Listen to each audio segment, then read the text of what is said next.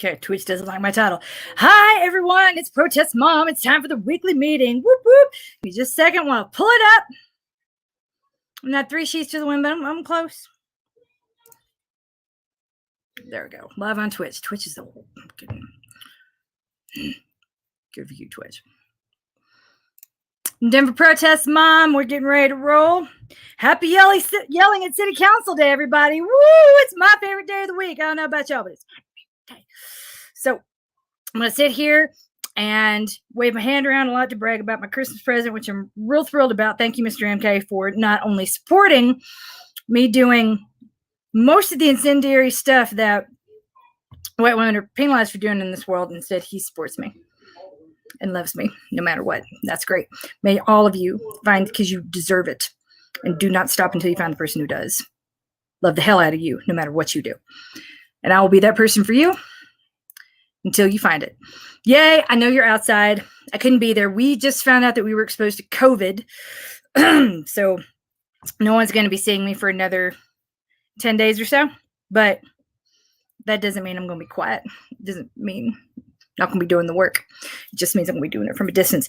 And in case y'all didn't know, before I go turn on the Zoom, you need to know that we are up in the ante in a big way. You see, there was a problem when I would come into the room. It wasn't my favorite because there was this reverb that would go on between my mic, what was happening in the room, and what was happening on the live stream. There was sort of a dissonance. And if you saw last time, those sons of bitches didn't want me in there anyway. So the way I'm going to address this is not by staying home and failing to stream, because that's not how I operate.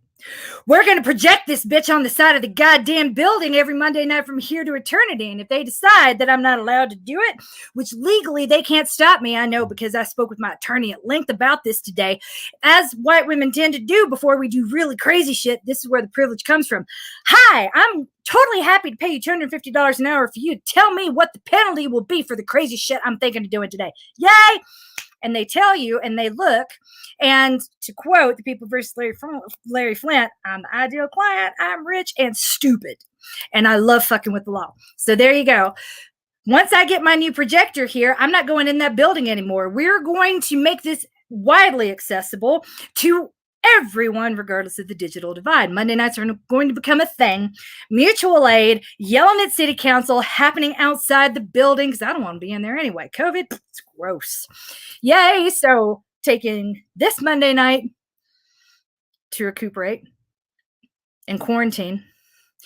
But remember last week when I said, oh, they don't know what they just unleashed? That is what they unleashed. We're going big time. It's going to be like movies in the park after dark, yelling at City Council Day. Goddamn hero here making this as accessible to as many people as possible. Community, it's meal for community. Yep. You know what? We're going to feed the community. We're going to clothe the community. We're going to have mutual aid outside, and we're going to educate anyone who shows up to do drop-offs. What I'm aiming for is the moderate white person who has a Black Lives Matter sign in their yard and feels like they should be doing something but doesn't know exactly what to do. What I need you to do is tell Jolyn Clark that you're going to lose your job and mean it.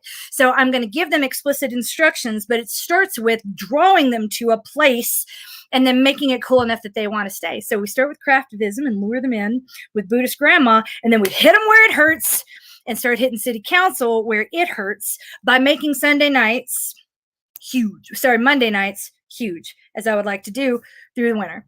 It's going to succeed in spite of council, but we still need a lot of things to change at the council level, and we have got to bet Candace Tabaka, who, I can't begin to tell you guys. Look, I know there's privilege being a woman, but there's not a whole lot of power.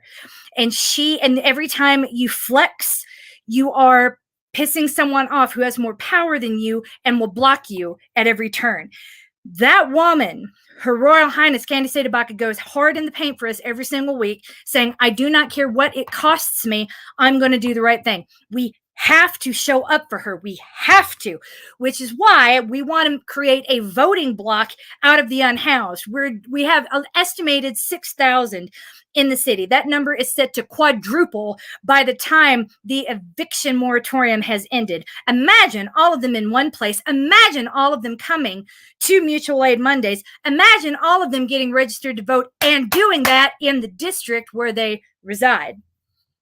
That's what I'm envisioning. A block so large, they cannot be ignored.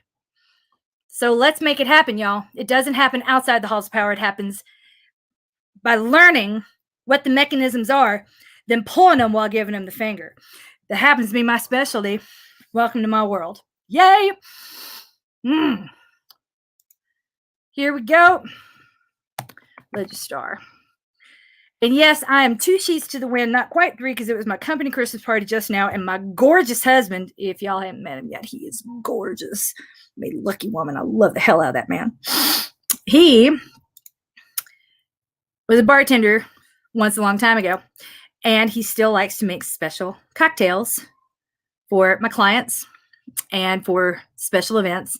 And he had one for tonight called the Sticky Bourbon Cider Cocktail. I've had one, not even a whole one, and I'm like, he's that good. Here it is. We're going to pull it up. Denver City Council, where is it? Monday night meetings.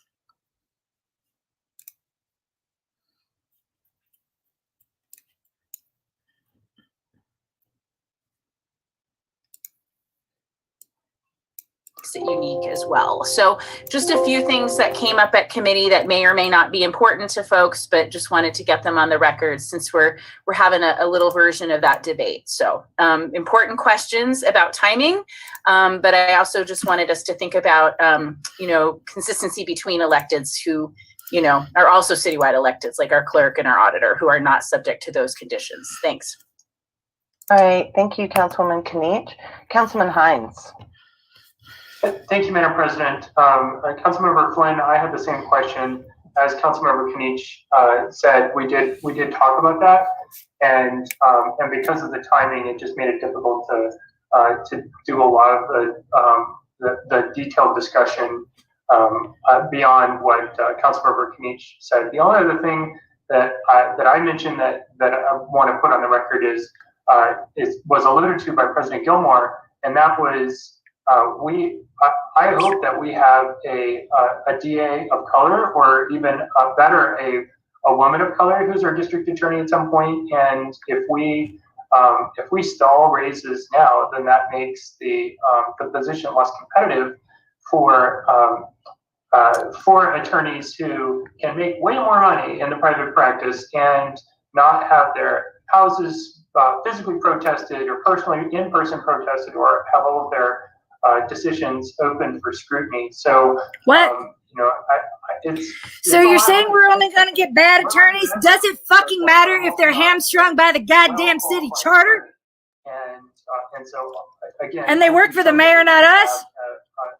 A DA of color, or even better, a woman of color, and I wouldn't want there to be a huge deficit between what the DA makes and what private attorneys make. Thank you, Madam President. Huh? All right. Well, thank you. You want to pay Beth McCann more?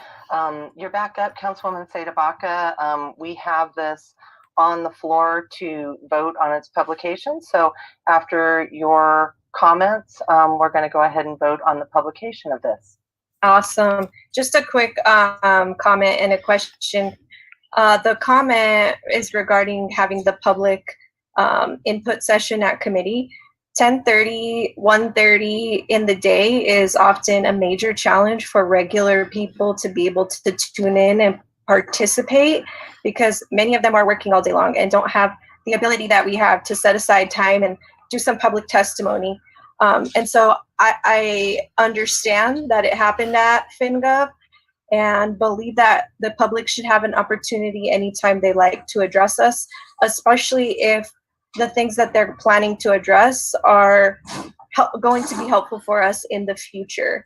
And my question for Kirsten is, we know the salaries need to be set. But because the salary needs to be set, does that mean it needs to also be increased? Good question. As always, Candy. Kirsten Crawford, Legislative Council. It's a good question. No, there's no requirement to increase. It could be frozen over the 4-year period. That is a decision that council needs to make prior to the term of the office beginning. Got it. Thank you very much. That's it for my questions. All right, thank you, Councilwoman. Councilman Flynn, you're back up? Oh, just quickly, Madam President, thank you.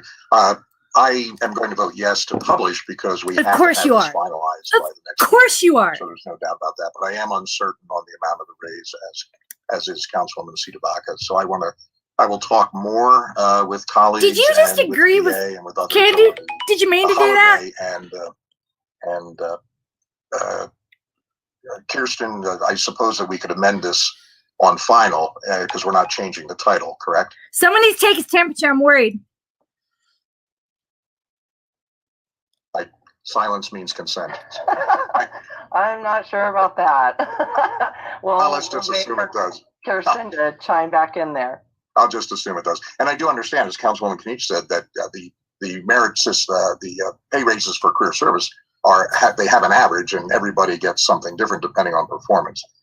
But I would have much rather seen this pegged to the actual career service average overall raise, rather than 3%, no matter what career service gets. Thank you.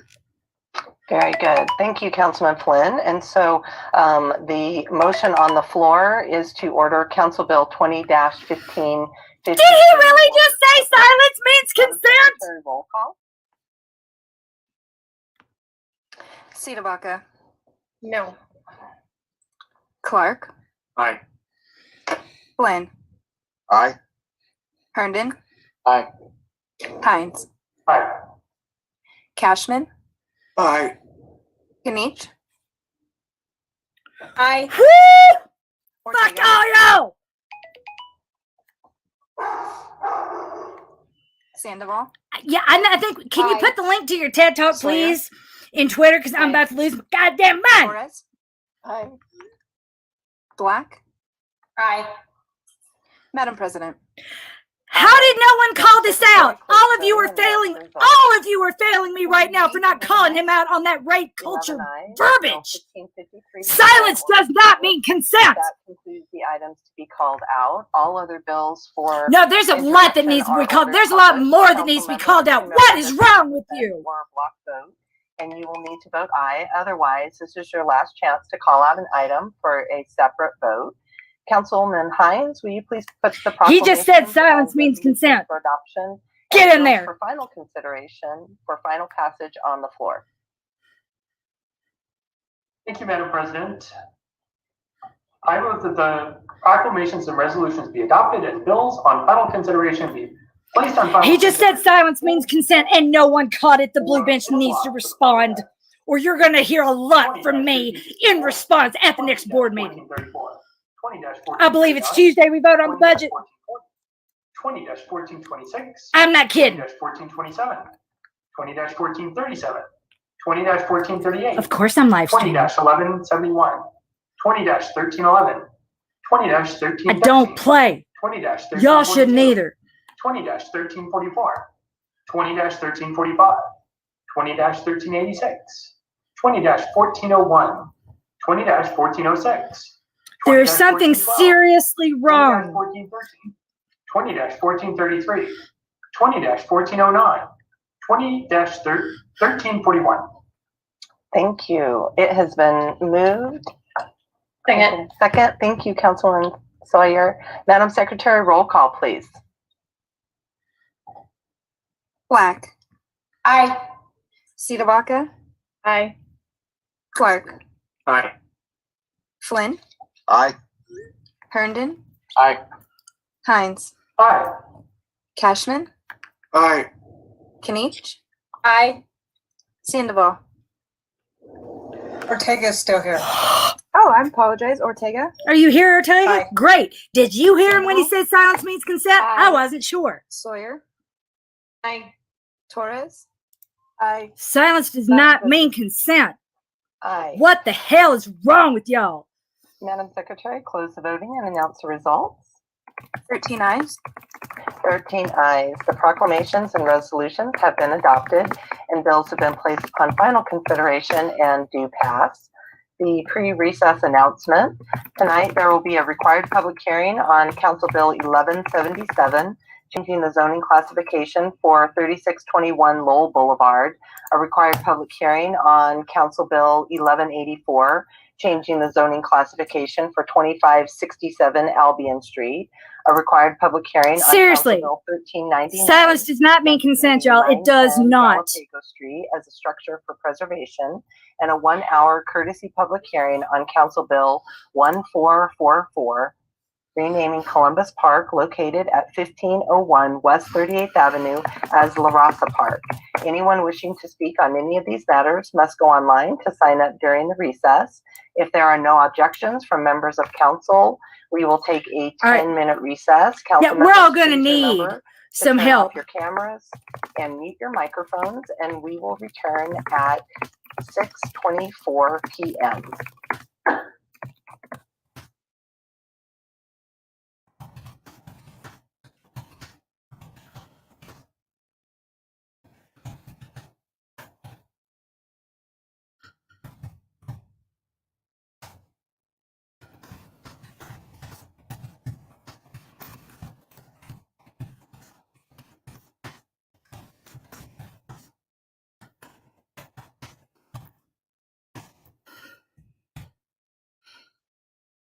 All right, so the number I'm posting to Twitter just now. Yep.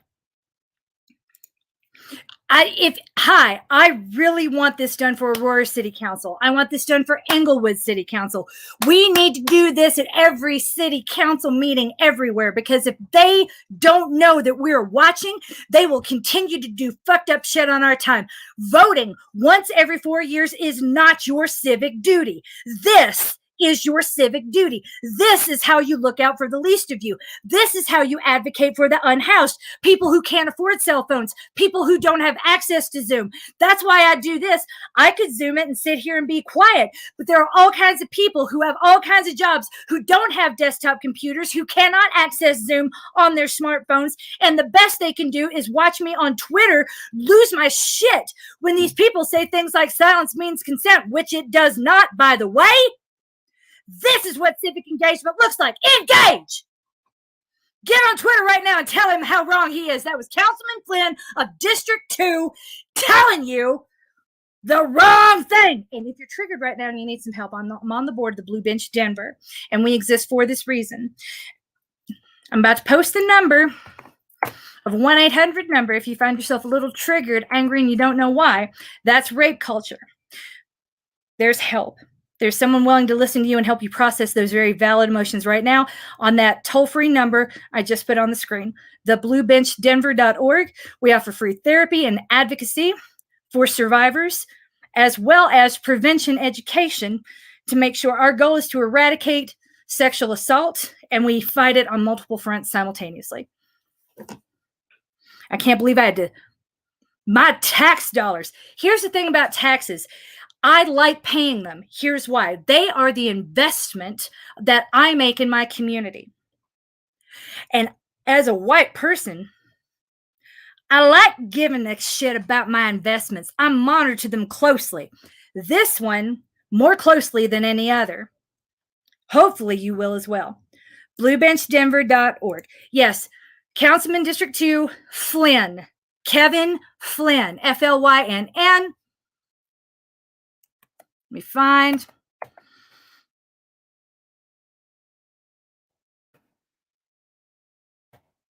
This is his Twitter handle. Go to town. This is Facebook page.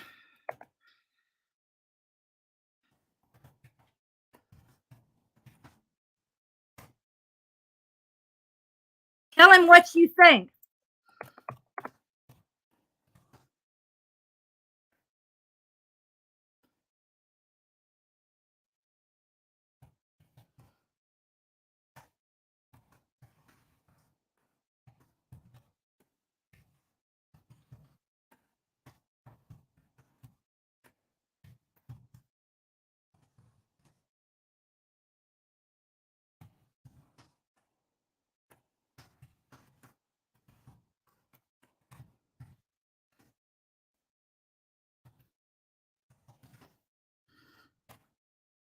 And not calling it out when you hear it is part of the problem. If you call it out and if you don't recognize it, learn. Now that you do, you got to call it out whenever you hear it, or you are failing me. You are the disease. You are the problem. You are Kevin Flynn. You can only say, I didn't know once. After that, you didn't care.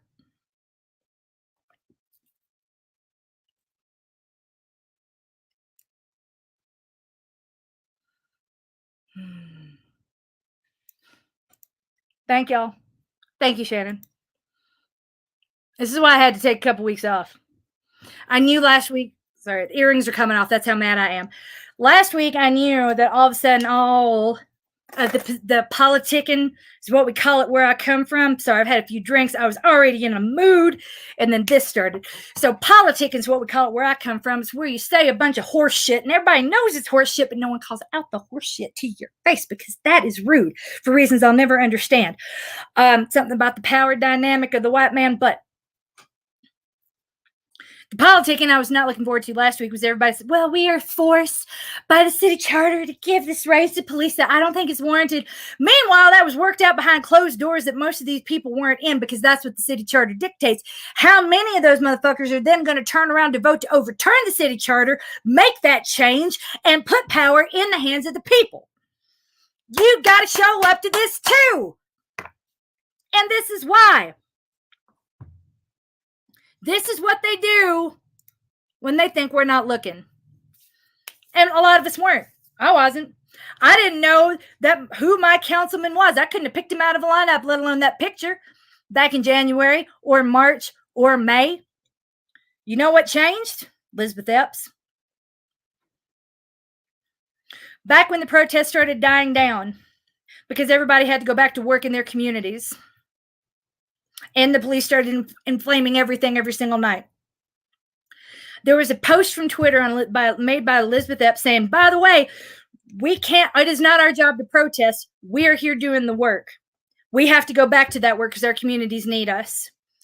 If you really want to keep yelling, you need to do it at city council. I'm paraphrasing here. I've not gone back and looked at that tweet. But my daughter at that point had already become a super fan of Candace Tabaka because of some shit she had to do for her schoolwork that I had never been involved in until she had to do it from a distance at home on the couch. And I became a distance learning teacher. And I've been watching the city council meetings kind of with her, and I know how boring they are. But if Elizabeth Epps says it's important, then I need to go, which is why I was there that night when PSL took over and hijacked the public input session. That wasn't my first meeting, but that was the first one where I showed up ready to storm the castle. Halfway storming the castle. Name that movie. And then I've been there ever since. And I watched that crowd go from filling the room down to nothing. And I have no way of knowing how many of you turn in.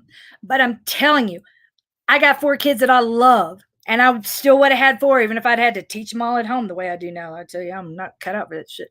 I'm not qualified for it. But yay, they can't stop me. And I promise you, this is the most important work you could possibly do, is using your voice, no matter what you're saying, so that your elected officials can't say they didn't know and that they must represent. Because when we start to outweigh their donors, then they know they're in trouble. When they say, no, I can't do that because I won't get reelected, I am deeply unpopular right now, it doesn't change the game, but the game can change with a simple no. They're going to do whatever their donors want until we're loud enough that they worry about their seat. That's why this matters. Fuck you, Councilman Flynn, and fuck every one of you who didn't hear it. And fuck you, Gilmore, for not addressing it.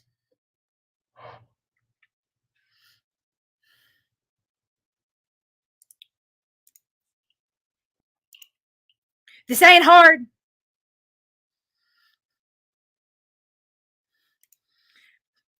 Oh my God, don't get me started on Top Cop.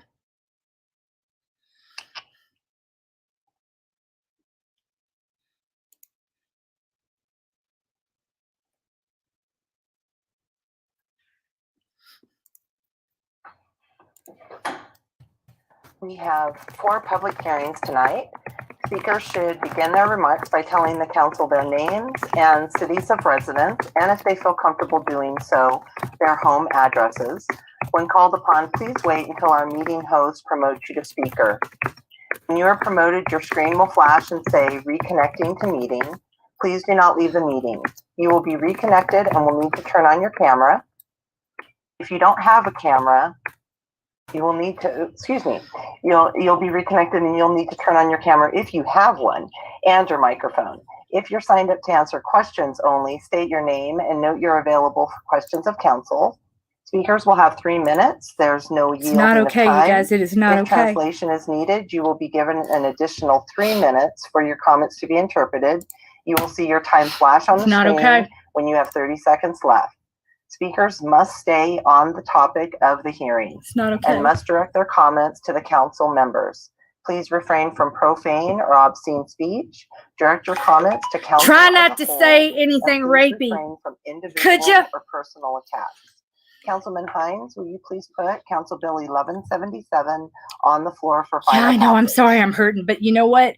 Thank you, Madam President. I would love My to. wounds I are a move product Council of this Bill fucked up system. And no, I do not need a safe space. Everybody needs to Final deal. consideration and be passed. Thank you. It's been moved and we have a second. If you want to look elsewhere, that's Councilwoman between you and your Sawyer. Lord. The required public hearing for Council Bill 20-1177 is open. May we please have the staff report, James? Just leaving this up Thank you, there. Madam President. Are you able to hear me and see my PowerPoint presentation? Thank We you. are. Thank you. Before you tonight, we have a proposed rezoning at 3621 Lowell Boulevard. The request is to go from USUB to USUB1 to allow for an accessory dwelling unit. The property is located in Council District 1 in the West Highlands neighborhood. The request is USUB1. The site is approximately 4,690 square feet. I And can't the use believe is I'm having to single-unit do this. residential. The proposed rezoning would allow for the urban house and detached accessory dwelling unit building forms. I know.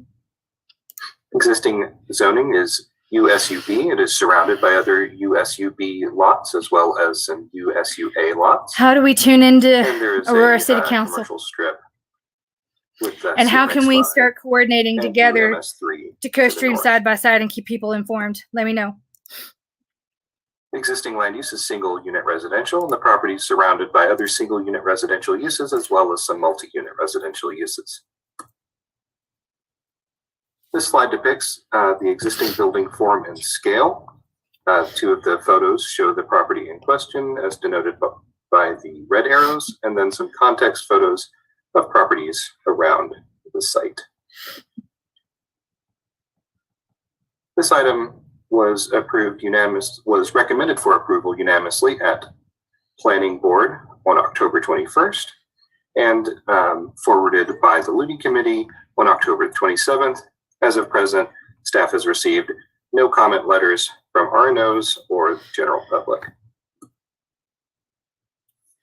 To approve this rezoning, council must find Yeah, let's it get together and consistent with brainstorm. the Send me 5 some times that criteria, work for you. consistency with And no, adopted you don't need a plans, code. You're not paying me uniformity for of district anything because the regulations, work you do is too furthering valuable. public health, safety, and welfare, justifying circumstances, and consistency with neighborhood, context, zone district purpose, and intent. We'll begin with criteria 1, consistency with adopted plans. On this site, we have This is for Comp Plan people who want to 2040, speak at Blueprint Aurora Denver, City as well Council as Housing meeting. and Inclusive Denver. The proposed rezone is consistent with several Comp Plan 2040 goals, including equity and climate strategies. The equity specifically, Goal 2, Strategy A, create a greater mix of housing options in every neighborhood for all individual families, and the climate goal of promoting infill where infrastructure and services are already in place. Moving on to Blueprint Denver. The parcel is located in the urban neighborhood context, which is demarcated by small multi-unit residential and mixed-use areas that are typically embedded in 1- and 2-unit residential I had a areas. choke chain Walk around patterns my are neck. I generally regular couldn't with a speak. mix of alley access. It wasn't There's a high consent. degree of Fuck walkability, you. bikeability, and good access to transit with less reliance on cars in this context. Future place type is low residential, which predominantly sees single and 2-unit uses, and accessory dwelling units are appropriate in low residential. Future street type of Lowell Boulevard is a residential collector. Our Blueprint Denver future growth strategy for this parcel is located in the all other areas of the city, which is expected to see 10% of job growth and 20% housing growth by 2040. Looking at other policies within Blueprint Denver specifically, policy 4, diversity of housing choice through the expansion of accessory dwelling units throughout all residential areas. This rezoning is consistent with that policy. And the rezoning is also consistent with a number of housing and inclusive Denver policies. Criteria number 2, uniformity of district regulations. This is a standard zone district. Furthering public health, safety, and welfare by implementing adopted plans and by providing an additional housing unit that is compatibly integrated into the surrounding neighborhood. Justifying circumstances implementing of adopted plans, specifically Blueprint Denver. And looking at consistency with the neighborhood context, zone district purpose and intent. Urban neighborhood context primarily consists of single unit, 2-unit residential uses. This language is so normalized, no one hears it. Districts are intended to promote and protect residential neighborhoods with the character of the urban neighborhood context. The building forms standards, design standards, and uses. You've been waiting for me and watching me walk home for weeks. Area. And the specific zone district, USUB1, the single unit walking district home that from my allows the internship. urban house and Fucking White House. dwelling units. I couldn't afford a building forms taxi. with a minimum zone lot area of And the next bus wasn't coming for an 3,500 hour. square feet. Staff finds the I'm deaf in my left rezoning ear. to be consistent with all 5 criteria and recommends council approve this application. All right. Thank you, James. And I for your can't wear staff anything. report. Comes. Council has not received Pull any up my written neck still. testimony It's been 20 on years. Council Bill 1177. We have 2 individuals signed up to speak this evening, and our first speaker is Jesse Paris. Thank God for you, Jesse Paris.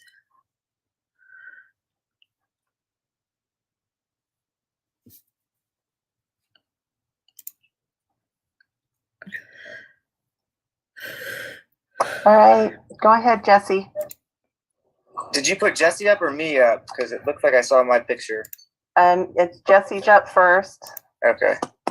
and then your next Council, statement. council, I'm in the chambers, the empty chambers, there's nobody here, but I'm glad you finally put cushions on the chairs. My name is Jesse LaShawn Paris, I'm representing for Denver Homeless Out Loud, Black Star Action Movement for Self-Defense, Positive Action Community At least you for weren't Change, as on well as camera. the Unity Party of Colorado. I'm not and cutting the Mile live High stream. I News. don't believe in I safe will be the next spaces. mayor of Denver in 2023.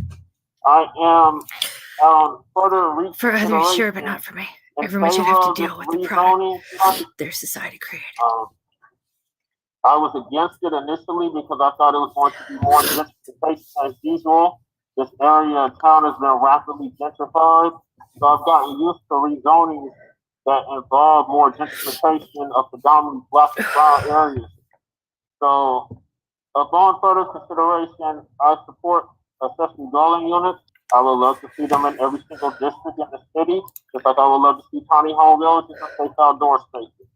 So I am a supporter of this. You got this, Amanda. So that's all I have to say. Thank you. Thank you, Jesse. Next up, we have David Hagan. Hi, y'all. David Hagan. I live at 1801 Chestnut. I am in support of this as well. Can y'all hear me? Y'all might laugh at Jesse Paris, but you need to be more like him and just fucking show up and speak your mind. So I'm not the only person crying after hearing fucked up shit here. All this together. At the Leave end me here. alone to do this work. And just as Sam Gary said, what could be should be. I think that's a great quote. I didn't know the man, but I admire him based on that quote right there. What could be should be is an inclusive comment, not an exclusionary one, as the council member thought it was when he said something different. It's all about bringing us together, just as this zoning is bringing people together, giving more opportunity for somebody else. And I like that. So this is one that If you're truly trying to bring people together, you need to watch the words coming out your mouth. Let's see here. Take stock of who's in the I was room. reading something that I wrote earlier, and it's not about how much you do. about what you choose Thank to do and about who you choose to represent. It's about Thank what you choose to remain silent about and when you choose to defend That's right. the will of the people before the power of the elites. It's about treating your constituents like human beings. As Martin Luther King Jr. once said, we are caught in an inextricable network of mutuality bound by a single garment of destiny. So that right there is a good reason to approve this rezoning right here. And it's also a good reason to represent all of us. What I see when I look around my screen is not a diverse group of people that represent the makeup of the city. I see a group of people that are dedicated to the status quo and unwilling to rip the Band-Aid off. That is not what we want to see around here. How it is that you are representing us when you fail to push back at the mayor shoves policy through? What would happen if you voted down the $16 million? Would we have no police or would they strike? David, I need you to stay on topic for the rezoning, This please. is on topic. It's just I'm just Get him, getting David. a roundabout way. Do you think the police would have striked during a pandemic? This is not what would have happened. The people would not care, or the people would not allow that. We should not have passed that, just as we should not have passed the rezoning of that other place for the 16th story or 14 stories or whatever. So just think about those things when you vote yes tonight. Thank you. Thank you. That concludes our speakers. Questions from members of council on Council Bill 1177? All right, seeing no questions by my colleagues, the public hearing for Council Bill 20-1177 is closed. Comments by members of council. Councilwoman Sandoval? Thank you, Madam President. So accessory dwelling units are growing more popular in Council District 1. As we'll see, this one is coming through. Before they had the application, filed the application, they had a pre-app with Community Planning and Development, and then met with my office, and they rebuilt a garage in 2016 with like a shell of an accessory dwelling unit, knowing that maybe their policy was going to move forward with allowing them. And so this would allow them to legally put in the plumbing. So the kitchen and the other appliances needed to finish off the accessory dwelling unit. And I believe it meets all the criteria. And I also believe that accessory dwelling units don't change the fabric of our neighborhood. They allow gentle density in a time when we need a different type of housing options. There is a registered neighborhood organization in this neighborhood. It's called West Highland United Neighbors. West Highland Neighborhood Association, sorry. And they choose not to take a position on any accessory dwelling units. So any ADUs that come through rezonings in this neighborhood, the RNO has chosen not to take a stance. With that, I feel like it meets all the criteria, and I would be honored to have my colleagues vote yes. Thank you. Thank you, Councilwoman Sandoval. And seeing the presentation, I agree. It meets all of the rezoning criteria. Madam Secretary, roll call.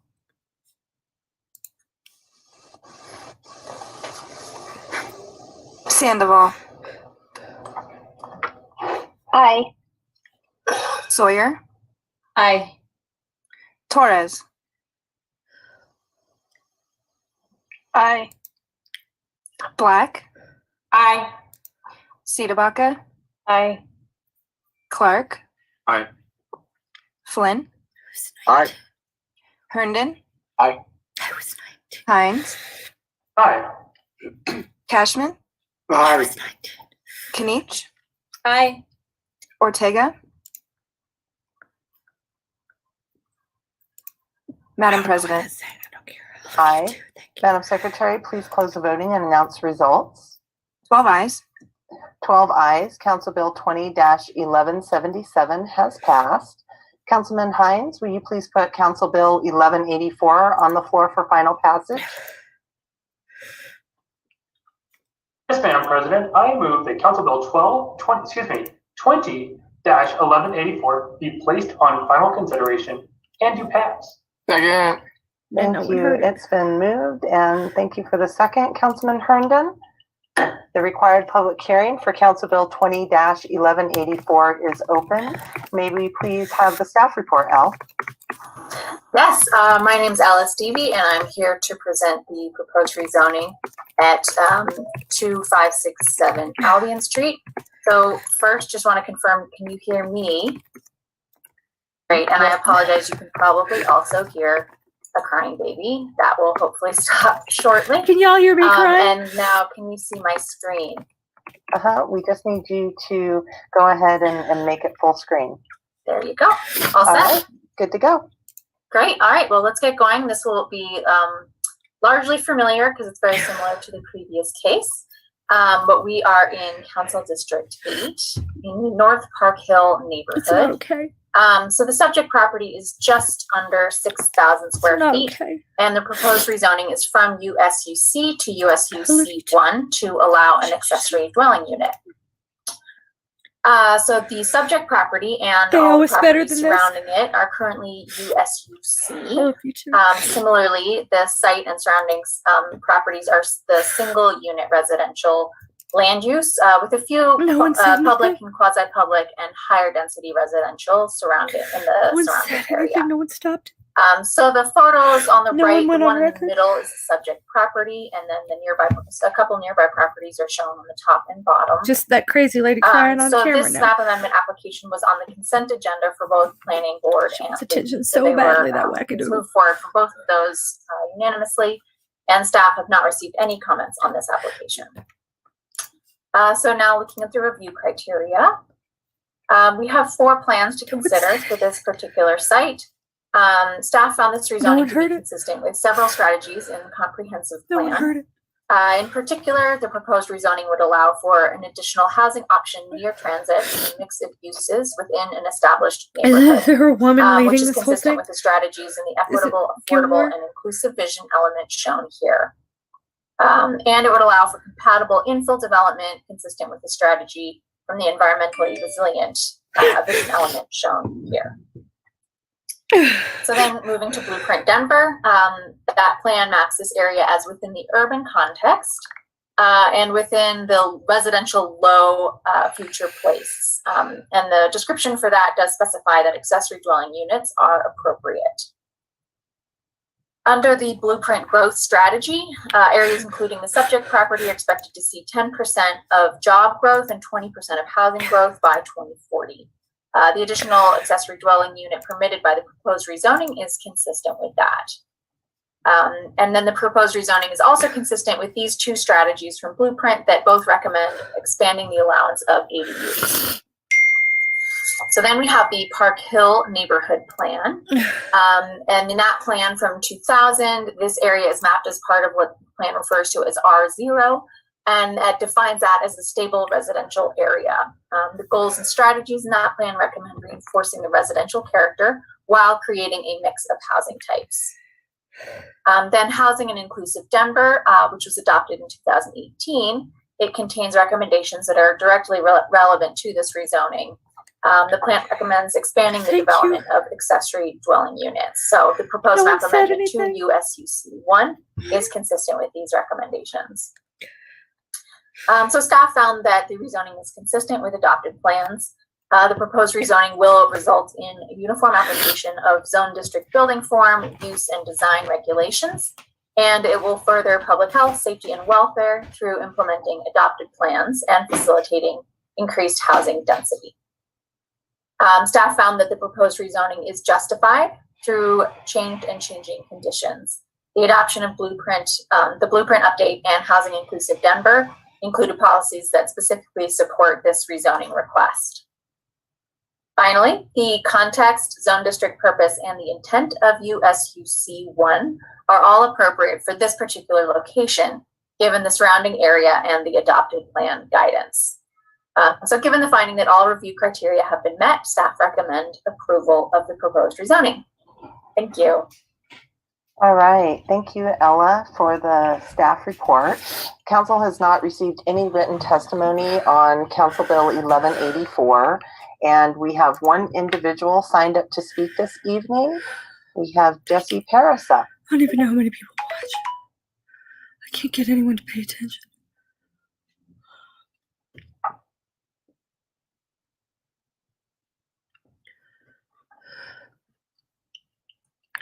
No, you're someone. Thank you. All right, Queen go ahead, Beyonce Jesse. Alexander. Thank you. Good evening, members of council, those watching at home.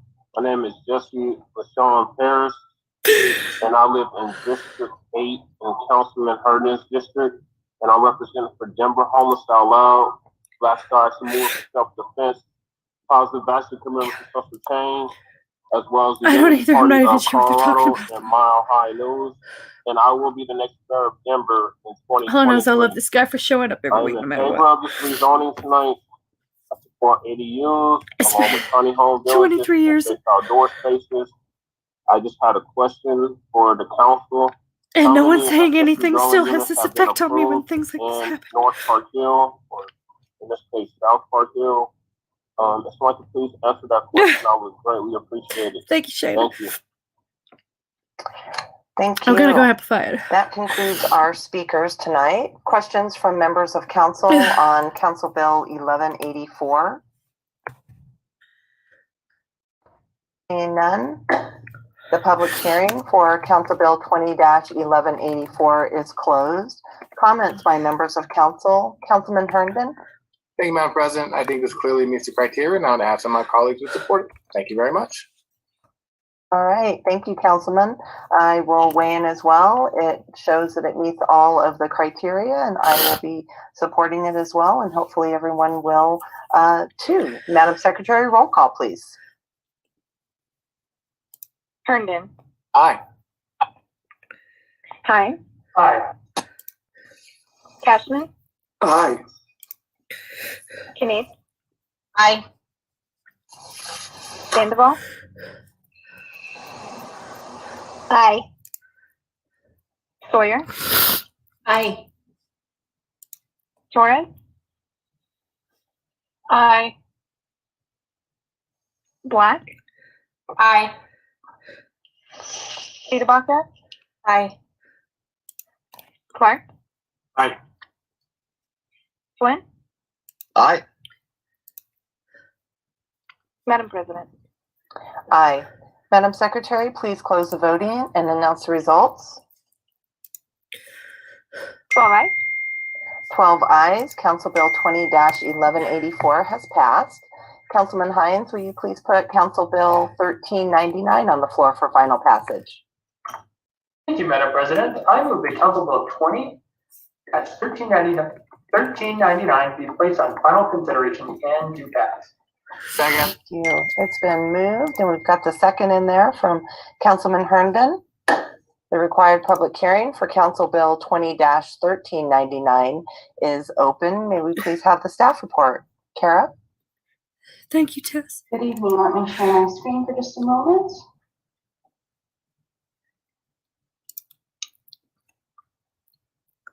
Can you all see that? Mm-hmm. Good to go. Okay. Thank you. We are here for 910 Galapagos Street, which is located in Council District 3. As you can see on the map, it's at the corner of Galapago and 9th Avenue. And it currently has a use overlay and zoning for use overlay 3, which provides incentives for designation. If property is designated, new uses can be applied to the property.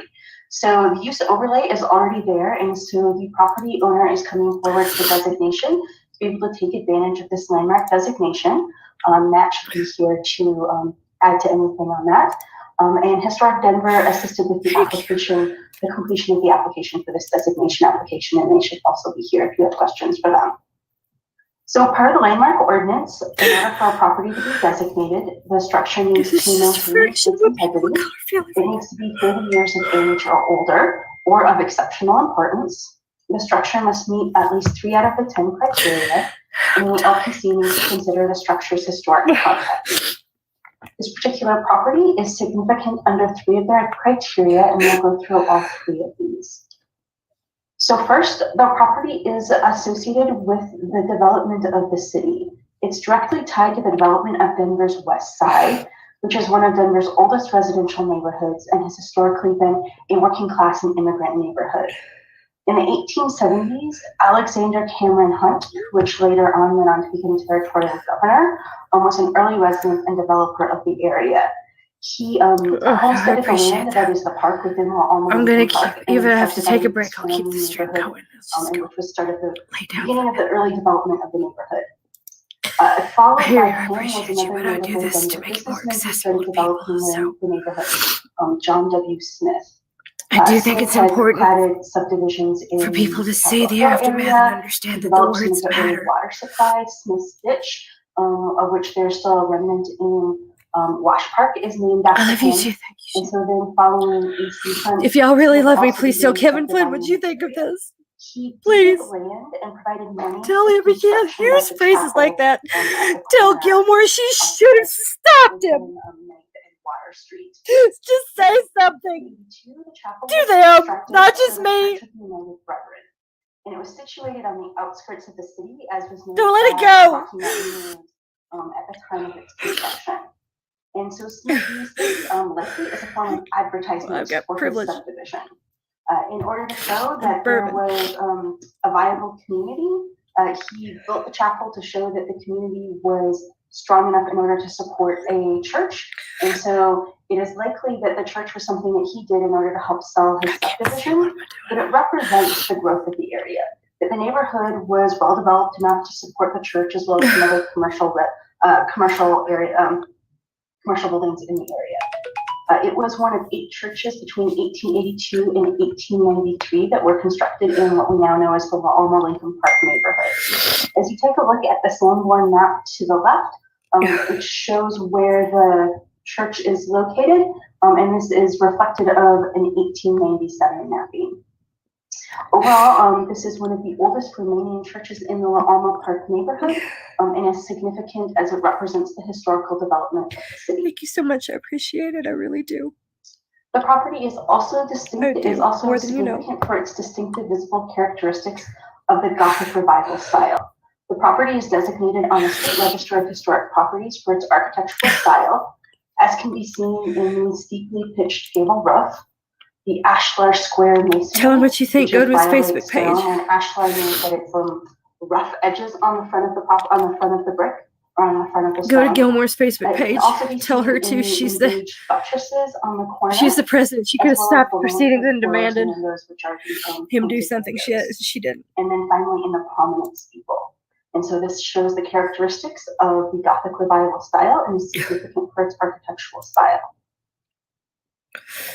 And finally, the property is associated with social movements and institutions that contributed significantly to the culture And I shouldn't of the have to be neighborhood, strong. community, and city. This was historically a working class. Everyone should just not be an asshole. It's And not it changed from a primarily European to a Latino residence. In the 1930s, you started to see a change in the number of residents and the residents who resided there. This is partially as it goes into the post-war era through the Bracerio program, which invited guest workers to come to the area because Denver needed additional workers, and there was a promise of free housing. And since there was already a Latino community in the La Alma Lincoln Park neighborhood, that's where a lot of residents resided. Also in the 1930s, you saw through the Homeowners Loan Corporation, the redlining map, or the map that we know now as redlining. And in this area, you can see here, this area was noted as redlining. And so there was a lot of disinvestment into the neighborhood. And so with this disinvestment into the neighborhood, discriminatory redlining, and then post-war, you had white flight to the suburbs, the Church of the United Brethren dissolved. And so a Denver Area Council of Churches wanted to start an interdenominational organization in the downtown area. They started the Denver Inner City Parish, and in 1961, the parish acquired the chapel. The building served as a place of worship, a social agency, a food bank, a school, and a meeting center. And the Denver Inner City Parish lobbied for welfare reform, student reform, and for farm workers' rights. And over time, it became a meaningful institution at the heart of the community. It was one of the many mutual aid societies that were arising in the La Alma Lincoln Park neighborhood that were associated with the Chicano movement. And so with this investment in the neighborhood, discriminatory redlining, the Chicano movement, as part of the national civil rights movement. I've included things such as opposition to Vietnam, fought this Vietnam we systemic oppose. discrimination that What have else? affected the West Siders. Through federal funding, through Denver Opportunity, the community had a lot of mutual aid societies that were forming. Denver Inner City Parish is one of those that were coming at the time.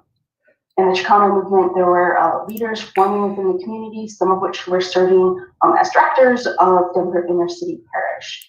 And so the West Side and Alma Lincoln Park in particular became central to the Chicano movement. And the Denver Inner City was an important component of both the neighborhood and the Chicano movement. And that can probably best be typified by the blowout of 1969. It was later called the Central Event in Denver, or what was called the Chicano movement. So in late 1968, there were walkouts in LA from their schools. And as we saw through the protests this past summer, Use the support of the privileged people around you. Not long after in 1969, we started seeing protests Then you're here on in the Denver. left. Particularly at the West High Too School. deeply affected There by an was issue a to be history able to teacher speak on it who was very poorly credibly. treating these students and had I know ongoing you have. insults about the I'm Chicano sure. culture. I'm sure. I have no problem with what you said. Nothing was occurring. There was no I streamed this for a reason. So on March 20th, about 300 students and family members walked Oh, out. it's So not it became me. You known as the didn't. blowout. You Police didn't. arrived wearing gas masks. I only meant I and shouldn't billy have to be clubs. strong. We should. And so There should be other protesters sought people to avoid calling police brutality him out the moment that came from out the of his area, mouth. some of which sought shelter within Denver Inner City Parish. And as you can It's see on not the you, image Kevin Flynn here, said something wrong. Let's this is focus still on that. from, Kevin that fucking documentary. Flynn, It Councilman shows Flynn the said parish something in the wrong. background. So if you're looking here at the map, here is And all of you the and high all of school, Shayna and all of and here everyone is the watching. Denver Inner City Parish. I have no idea what's happening right now. As students and protesters were fleeing from the police, some stopped at the parish as a place to seek respite. Others continued on to a march to La Alma Lincoln Park. And so the Denver Inner City Parish is really a significant part of the Chicano movement, and is an institution that is central to the Chicano movement here in Denver. And so it meets the criteria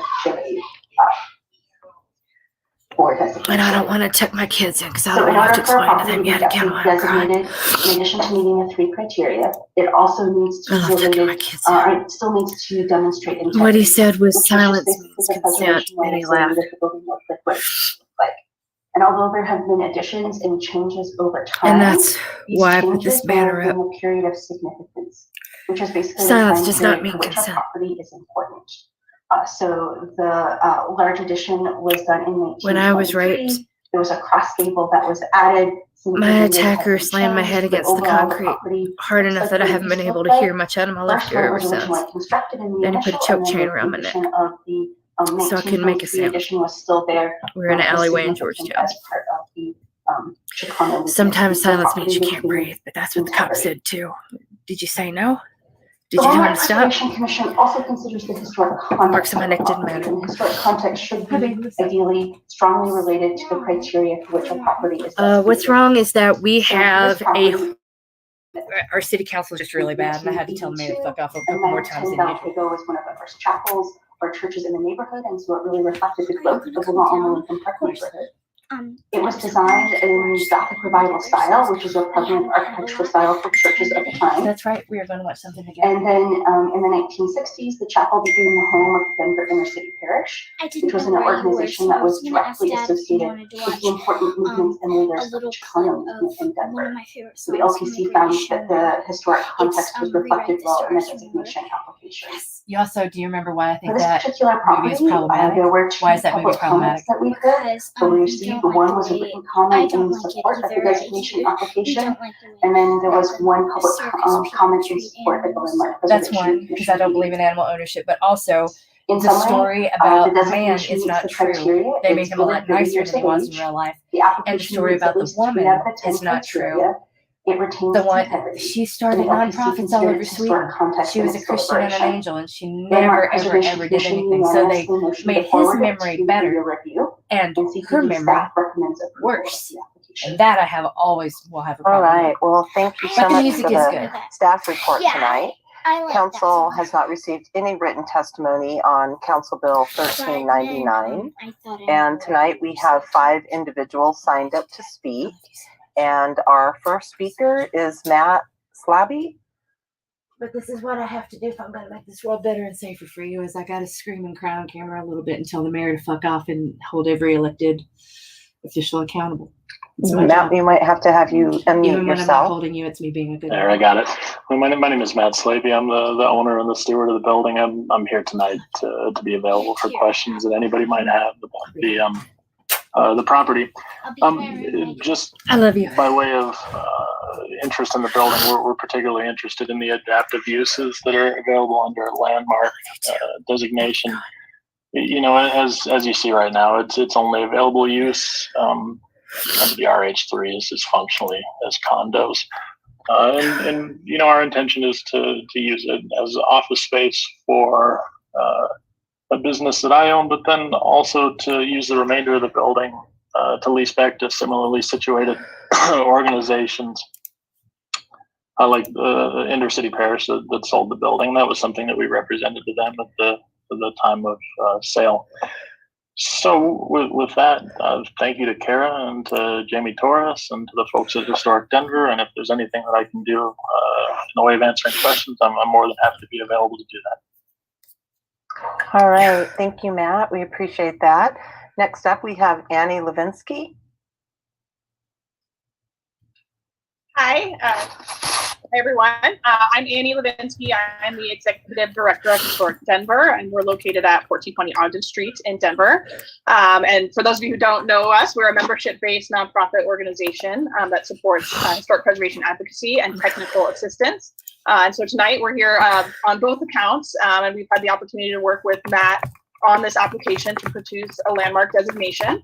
But we actually have a deeper history with this particular building. So I just wanted to share a little bit of that. We first became involved with what is Smith's Chapel or Denver Intercity Parish in the early 2000s when we helped the building get listed on the State Register of Historic Places. And that was done in order to make the building eligible for grants and incentive programs like the Colorado State Historical Fund. So after that listing, we applied for a series of restoration grants on behalf of Denver Intercity Parish and worked with them to get work done, things like window restoration and other improvements to the building that made it functional and useful for them. That resulted in the parish donating a preservation facade easement to Historic Denver in 2015. And that provides some additional exterior protection to the building and runs with the building and the land. And so that easement continues in effect today, even though the parish did sell the building. So we find this to be a very special asset and are really excited to be here tonight to support Matt and the next phase of life for the building. And I think there's a couple reasons that this is particularly special. First, as you heard and Kara discussed at length, this building is really associated with the Denver's Chicano movement and particularly with the West High blowout, but also the many leaders who cut their teeth in this neighborhood and went on to become important people in our city who made significant change for our community. So we hope that it's the beginning of a series of designations that can use this cultural criteria to really acknowledge our social movements of our past. But the second reason I think tonight is particularly special is that this designation offers the owner an opportunity to take advantage of an incentive that comes with designation. That's something we've talked a lot about in task force work with some of you over the last few years. And while the use overlay is not new, it's great to see somebody able to take advantage of that and to do so in a way that will allow the building to continue to be used and accessed by the community and used by organizations that are based in the community. And that will continue even if the building's ownership changes over time. So thank you so much for your consideration. Thank you to Matt for taking on this project. I know it can sometimes seem daunting, and particularly thank you to Councilwoman Torres for her help and support to us and to Matt in getting it completed. All right, thank you, Annie. We appreciate that. Next up, we have Anna Chapek.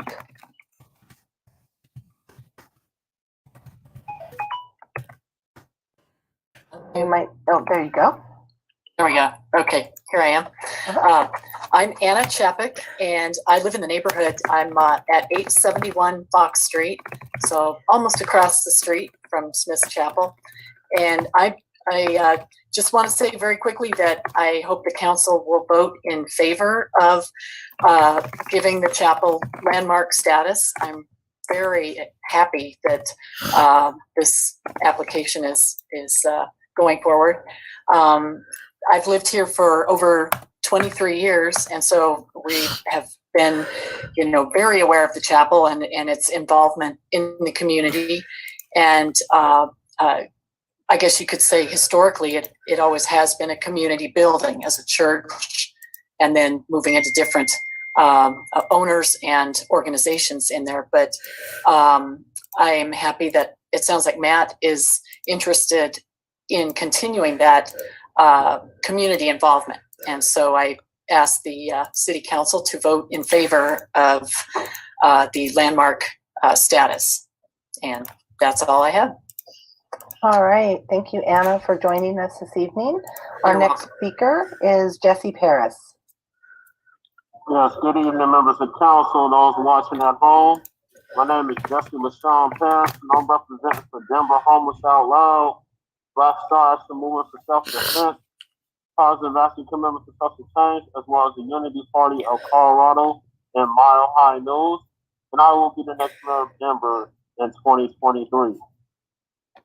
I am in favor of this historic landmark preservation.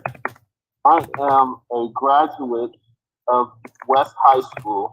I graduated from West High School in 2005. I have 2 degrees. I received diplomas from the school and the program I was in, Center for International Studies. I'm very aware of the significance that this chapel has to the Latino community of the West Side. So that being said, the presentation didn't even do it justice, but it gives you the context and the history of where this is coming from. I have no choice but to approve this historic preservation. I'm glad to see that the new owner is willing to work with the community, and there is an easement to preserve the church. So with that being said, I approve this historic preservation, and good job, Jamie Torres. All right. Thank you, Jesse. Our last speaker is Shannon Stage.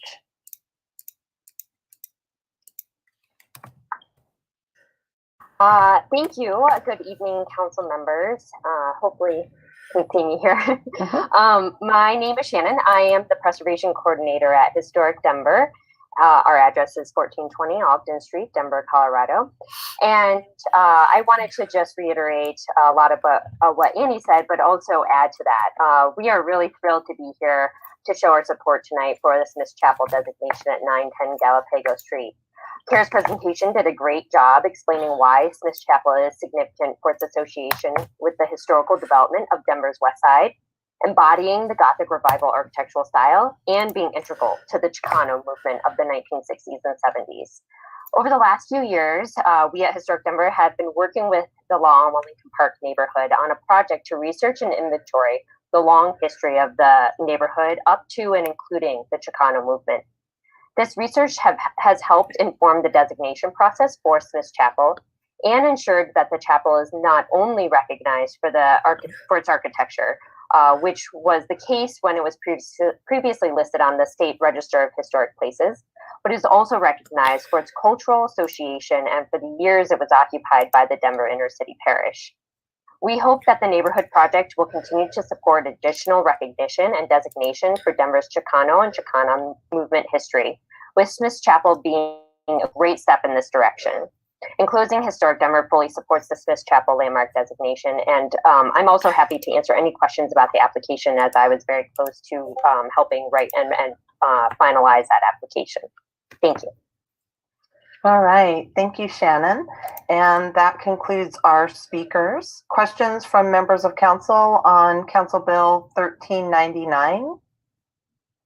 Councilman Flynn. Thank you, Madam President. All I want to hear is anyone tell Kevin Flynn how wrong he was. First with any And questions. an apology would be great. Because I want to respect, no? Okay. Thank you. I have a couple of questions, Kara, on the You know use what? I'm going to take overlay. care of myself. Y'all can keep Are watching. we also through this bill, are we also rezoning or applying use overlay 3, or is that a later action? It's actually already been rezoned to have it. So there are a few areas in the city that have the use overlay, like a lot of Capitol Hill already has it, as does some areas over here on the Lincoln Park. So it's already there. This is just allowing them to take advantage of it. Okay. And I'm very interested in that 1923 addition. How does that function? And maybe, is it Matt could answer this as well as Kara maybe. But how does that 1923 addition interplay with the 1890 structure of the church? Does it function as a single structure? Does it? I've not been inside of it, so I don't know. It does. I mean, it is one single structure, but I've not been inside either. So I think Matt might be the one who's better situated to answer that. Okay, Matt, would you be able to answer that? Yeah, of course. So when it was part of the parish, it was the classrooms that were adjoining the chapel portion. The chapel portion was used as a gymnasium for its latter years. So it's 3 levels, and then when it was designed to match. If you look at the architectural features on that, you'll see that it's designed to match the chapel itself, and so it's remained intact since 1923, and to the best of my knowledge, it hasn't changed. Okay, I can see where it imitates some of the aspects of the chapel, but of course it's stone versus red brick, so it's not quite a match. So that leads me to my last question, Kara. Do we have other examples of Denver landmarks that incorporate adjoining structures of different eras and different construction styles? Are there other? Yes. Yeah, we do. Probably the one that most comes to mind, and one that you guys might have seen more recently, was the Emily Griffith Opportunity School. Oh yeah. It's actually a series of multiple different buildings with different styles, and so it's significant for a couple of different architectural styles on that one. So there are some. That's the most recent one that you guys would have seen. You're right. Okay. Thank you very much. Thank you, Madam President. I'd just like also to thank Matt for his commitment to not only purchasing this property, but to preserving it and maintaining it as a landmark. Thank you, Matt. All right. Thank you, Councilman Flynn. And seeing no other hands raised for questions, the public hearing for Council Bill 20-1399 is closed. Comments by members of council. Councilwoman Torres. Thank you so much, Madam President. And thank you, Kara, Annie, and Shannon at Historic Denver. And thank you to Matt Slaby, property owner, really being diligent and supportive of the designation of this property. I knew it only as La Academia, so the application's research even gave me more context and appreciation for the building and its role in our West Side history. I'm very proud that this is our first application we're seeing under the new landmark designation criteria, which includes culture, and specifically this language abbreviated associated with social movements that contributed significantly to the culture of the neighborhood, community, city, state, and nation. So very proudly, I asked my colleagues to join me in supporting this as it meets the criteria this evening. And thank you also to Anna Chapek for your testimony, Jamie Jacob, who wrote in a comment, and to Jesse, I didn't know you were a West Side Cowboy. Thank you, Jesse. Thank you, everyone. Thank you, Councilwoman Torres. Councilwoman Sandoval. Thank you, Madam President. I would just like to also offer my support, as I believe this meets all the criteria. I remember learning about the West Denver walkout. You want to make every game interesting? The importance that piece of land played in the history of the Chicano movement. And when I was working for Councilwoman Montero, who represented La Alma Lincoln Park neighborhood, oftentimes she and I would think about how we could proactively save structures that had importance. But as to Councilwoman Torres' point, there was no criteria in the landmark ordinance that talked about cultural significance. And I just want to thank everyone in the West Side for getting this done. I think it's so important to have these structures to remind us of who came before us, and they will also, and they'll be forever in history in Denver. So with that, I would also ask my colleagues to support this. Thank you. Thank you, Councilwoman Sandoval. And seeing no other hands raised, I'll go ahead and add in as well. It's wonderful to see the structure finally protected. I went through my master's program with Dusty Goulet, and it was amazing to learn about the Crusade for Justice and all of the work that her and her family did over the years and continue, quite frankly, to do for our community. And so I am very honored to support this tonight, seeing that it meets all of the criteria for this preservation. And with that, Madam Secretary, roll call, please. Torres. Aye. Black. Aye. Sitabaca. Aye. Clark. Aye. Flynn. Aye. Herndon. Aye. Hines. Aye. Cashman. Aye. Kinich. Aye. Ortega. I'm not seeing Ortega. Sandoval. Aye. Sawyer. Aye. Madam President. Aye. Madam Secretary, please close the voting and announce results. 12 ayes. 12 ayes. Council Bill 20-1399 has passed. Councilmember Hines, will you please put Council Bill 1444 on the floor for final passage? Yes, Madam President, I am excited to move that Council Bill 20-1444 be placed on final consideration and do pass. Thank you. It's been moved. Second. Thank you, Councilwoman Sandoval, for the second. The 1 hour courtesy public hearing for Council Bill 20-1444 is open. May we please have the staff report? Hello, council members. I am Naomi Grunditz. I'm an aide for Councilman Sandoval, and I will be giving the staff report tonight on the history of La Raza Park, followed by a very brief 1-minute video. And I will try to make this as short as possible because I know we only have an hour. So I'm going to go ahead and share my screen. Hopefully that is working. Great, thank you so much. So I'm going to go through kind of in a timeline fashion, since that just feels like the right way to go through this. There's so much history to this park. Obviously, it can't be condensed into a 10-minute presentation, but I was very honored to be able to research and learn more about this important park. So we'll start out with the origins of the park, how it got the name Columbus in the first place in the 30s, and then the changes that the neighborhood and the park went through over the next several decades, including protest and struggle on behalf of the community, and how we got to the current application. This park has been around since the neighborhood was originally subdivided. There are maps from 1903 even showing land set aside for the park. And then there is a deed of sale from 1906 when the city officially purchased the park from Mr. Augustus G. Heaton. He was a real estate investor, landowner from the East Coast, and the city purchased that land for $7,500 in 1906. Early on, there were plans for amenities at the park, including pool, shelter, playground, and these were slowly built out over the following decades. There's a picture showing a pavilion built in the 30s, tennis courts below. But up until 1931, the park did not have an official name. There are actually still many officially unnamed parks in Denver. This one received its name then. It had previously been known simply as the North Side Park, sometimes Navajo Park because it was on Navajo Street. But in 1931, Councilman Eugene Veraldi introduced a bill to officially change the name to Columbus Park.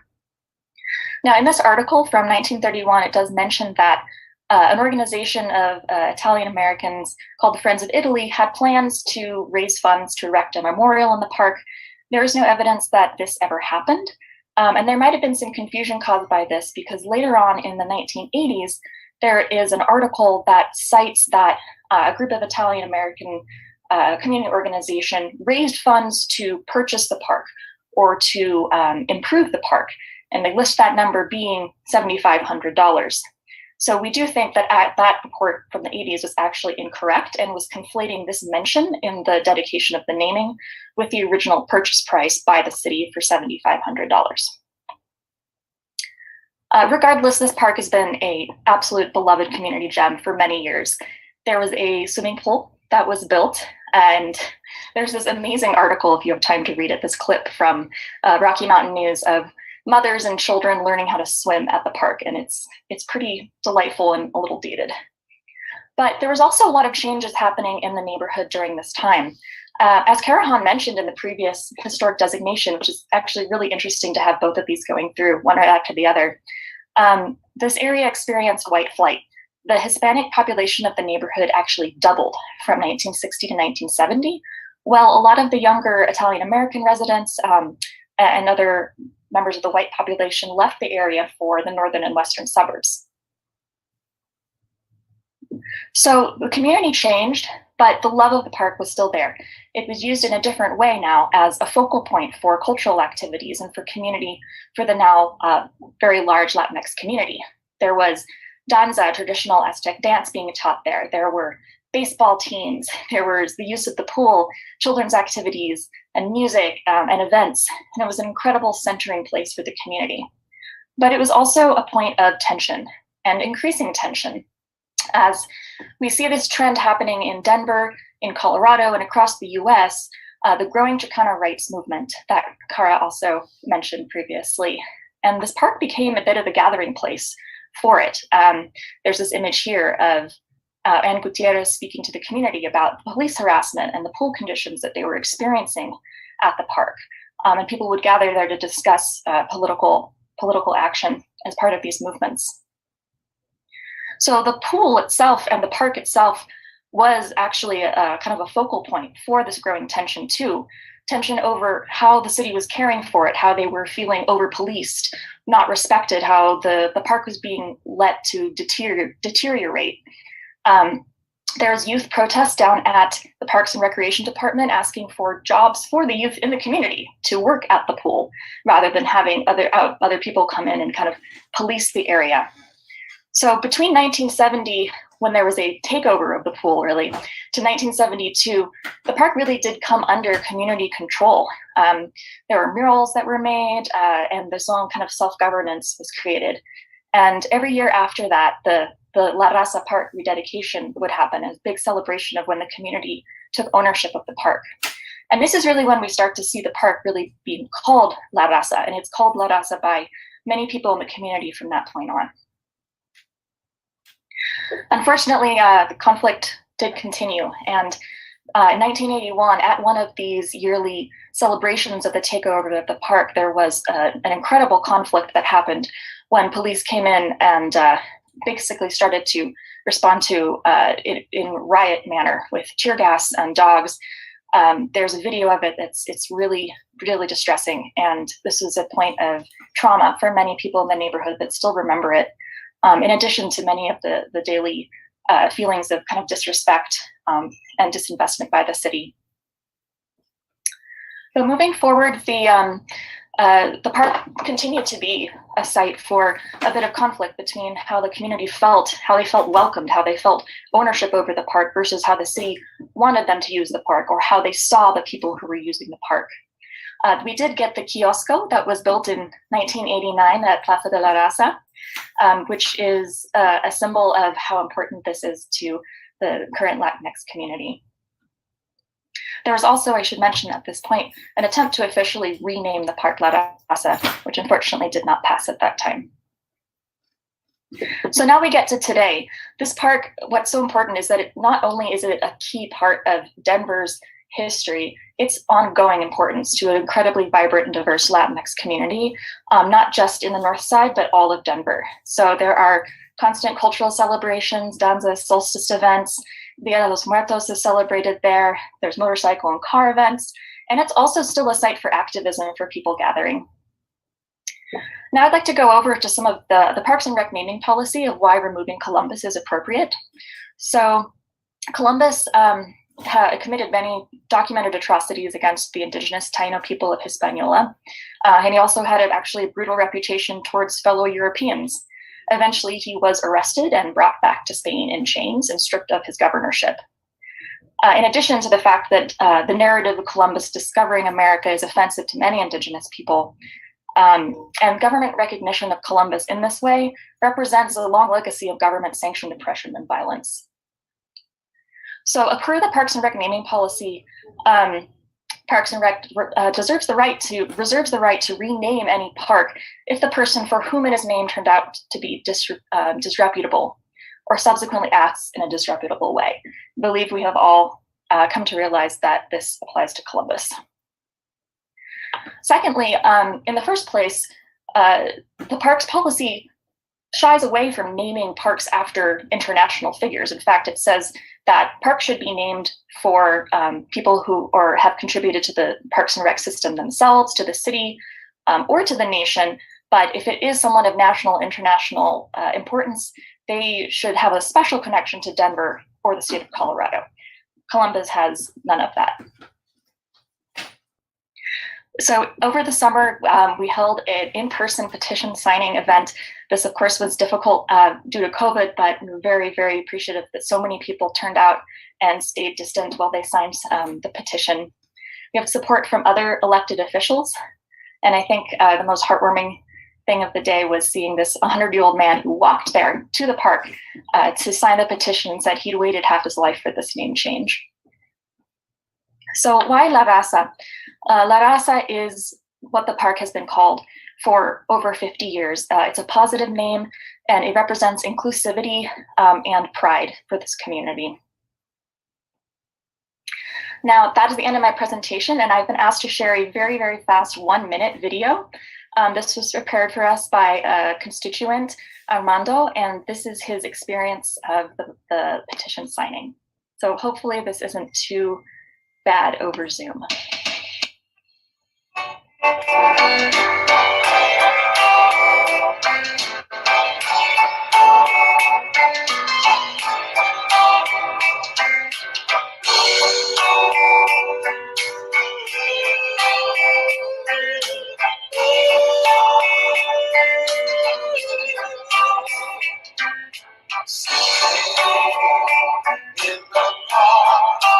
Waiting for you.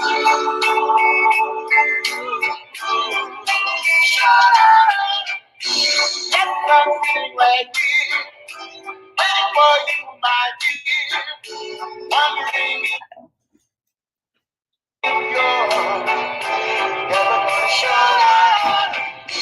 But there's one thing that I know. Oh my darling, I've got to go. Nevertheless, I say, you gotta be great. Sitting in the park, waiting for you. Shut up. Sitting here on the bench, with my back against the fence, wondering if I have the chance. Something tells me I must. Thank you so much, everyone. That is the end of the presentation. All right. Well, thank you so much for a wonderful presentation, Naomi. We appreciate that. We have 10 individuals who have signed up to speak this evening, and our first speaker is Happy Haynes. Good evening, Madam President and members of council. I apologize, I'm on my phone because as my staff knows all too well, I am very technology challenged and couldn't get my laptop to work tonight. But I'm very delighted to be here and really inspired by the presentation of the applicant, and just congratulations and kudos to Councilwoman Sandoval and her staff and the marvelous team for the really detailed work that they did to present this application and they followed the process 100%. And so my role tonight is to give you a little bit of background. Hopefully you may have as part of the packet the memo that I submitted with the ordinance request, but I wanted to highlight a few things that were part of the process to get here tonight. First of all, over 700 signatures were gathered in just 2 days. Of course, with that music, who wouldn't have come to the park to celebrate the history and culture of the Chicano community in this way? We received 45 letters or emails of support, including letters from tremendous leaders in our community, Senator Julie Gonzalez, Colorado poet laureate Bobby Lefebvre, and the Leadership Council spokesperson for the American Indian Movement of Colorado, Glenn Morris, and just countless others, residents who lived some of that history of the park that you just heard about, and including myself, Madam President. As a youngster growing up in Denver, I was very much a part of learning about that park and a part of establishing the monument and really the stake for the history and culture of the Chicano community in that park. We did also receive 16 letters of opposition. I think many of those who were in opposition were concerned about the representation of the Italian American community, and I wanted to really speak to that. This was not about a diminishment in any way of the Italian American community, but really a lifting of this place of special importance to the Latinx and Chicano community. So our Parks and Recreation Advisory Board voted unanimously after a public hearing that was held on November 16th to move this forward, and thus the recommendation and the ordinance request from Parks and Recreation. So on behalf of our department and really myself personally, I'm really delighted to recommend this renaming to you to preserve such an important part of Denver's history. Thank you, Madam President. Oh, well, thank you very much, Director Haynes. We are appreciative of you joining us tonight. And we've got our second speaker up, and we have Jesus Orrantia. Good evening, Council. I'm just here. I think Director Haynes did a great job of summarizing the outreach effort and what the department did.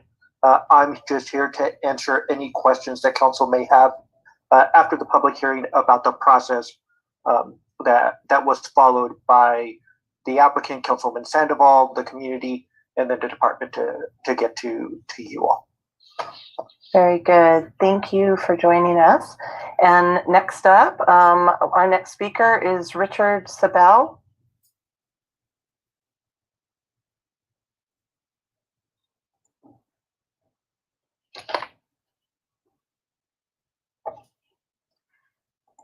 Mr. Sabel, you might, oh, there you go. You're unmuted. Go ahead, sir. Okay, thank you.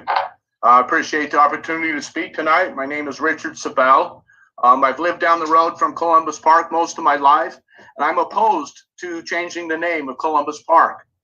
This is an extreme affront to the Italian American community and a direct attack against our heritage and history in the area.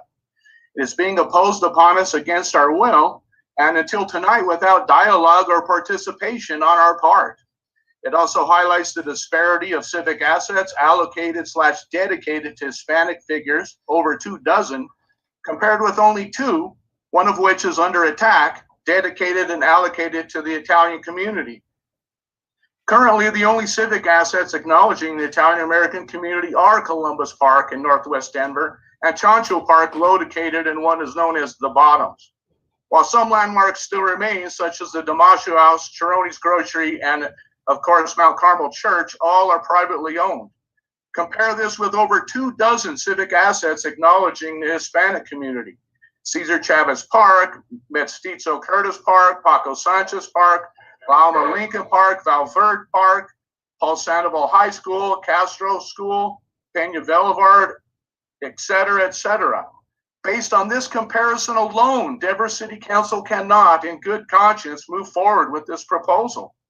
Further, it is intrinsically unfair to take from one community and give to another. It is also unethical to diminish and erase the historical significance of the park to the Italian American community and the consequent acknowledgement of the contributions of the Italian Americans to the community at large. It is our position that there is no legitimate reason to change the name of Columbus Park, but in the interest of cooperation and community, if keeping the name Columbus is too much to ask, then we propose that the park remain allocated/dedicated to the Italian American community with a name that acknowledges such. Why not Da Vinci Park or Garibaldi Park, or for a Colorado connection, Angelo Noci? Please help us preserve our heritage by protecting the legacy of our history.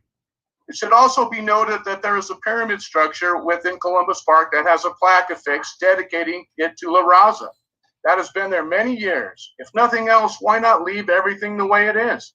The Italian American community keeps their park, the Hispanic American community keeps their La Raza structure, and both communities benefit by continuing to share a public resource they have shared for many years. If this compromise is unacceptable to La Raza people, I suggest they purchase their own park and build their own park.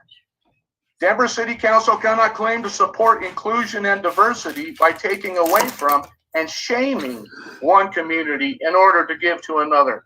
This is an example of cancel culture. Thank you, sir. Thank you. That's the time we have allotted. Next up, we have Senator Julie Gonzalez.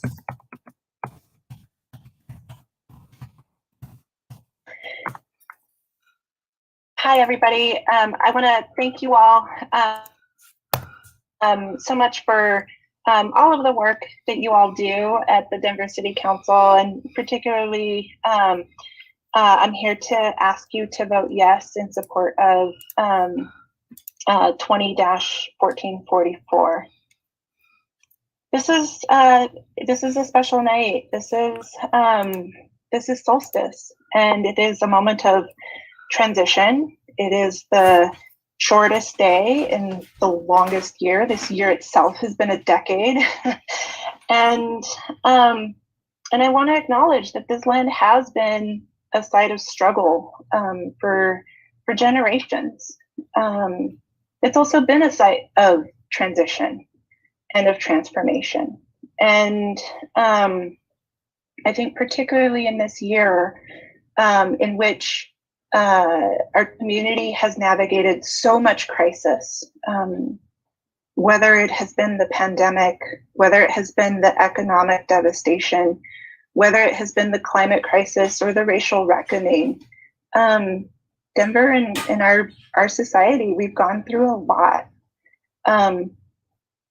This renaming of this land to affirm its name that the community has always called it, as La Raza Park, it is a step towards healing. It is a step towards transformation, and it is a step towards unity. And so with that, Council, I want to appreciate everything that you all do on the daily, but particularly appreciate the work that Councilmember Sandoval and so many others I'd appreciate them all more if they'd brought say anything to Flynn. acknowledge Anything.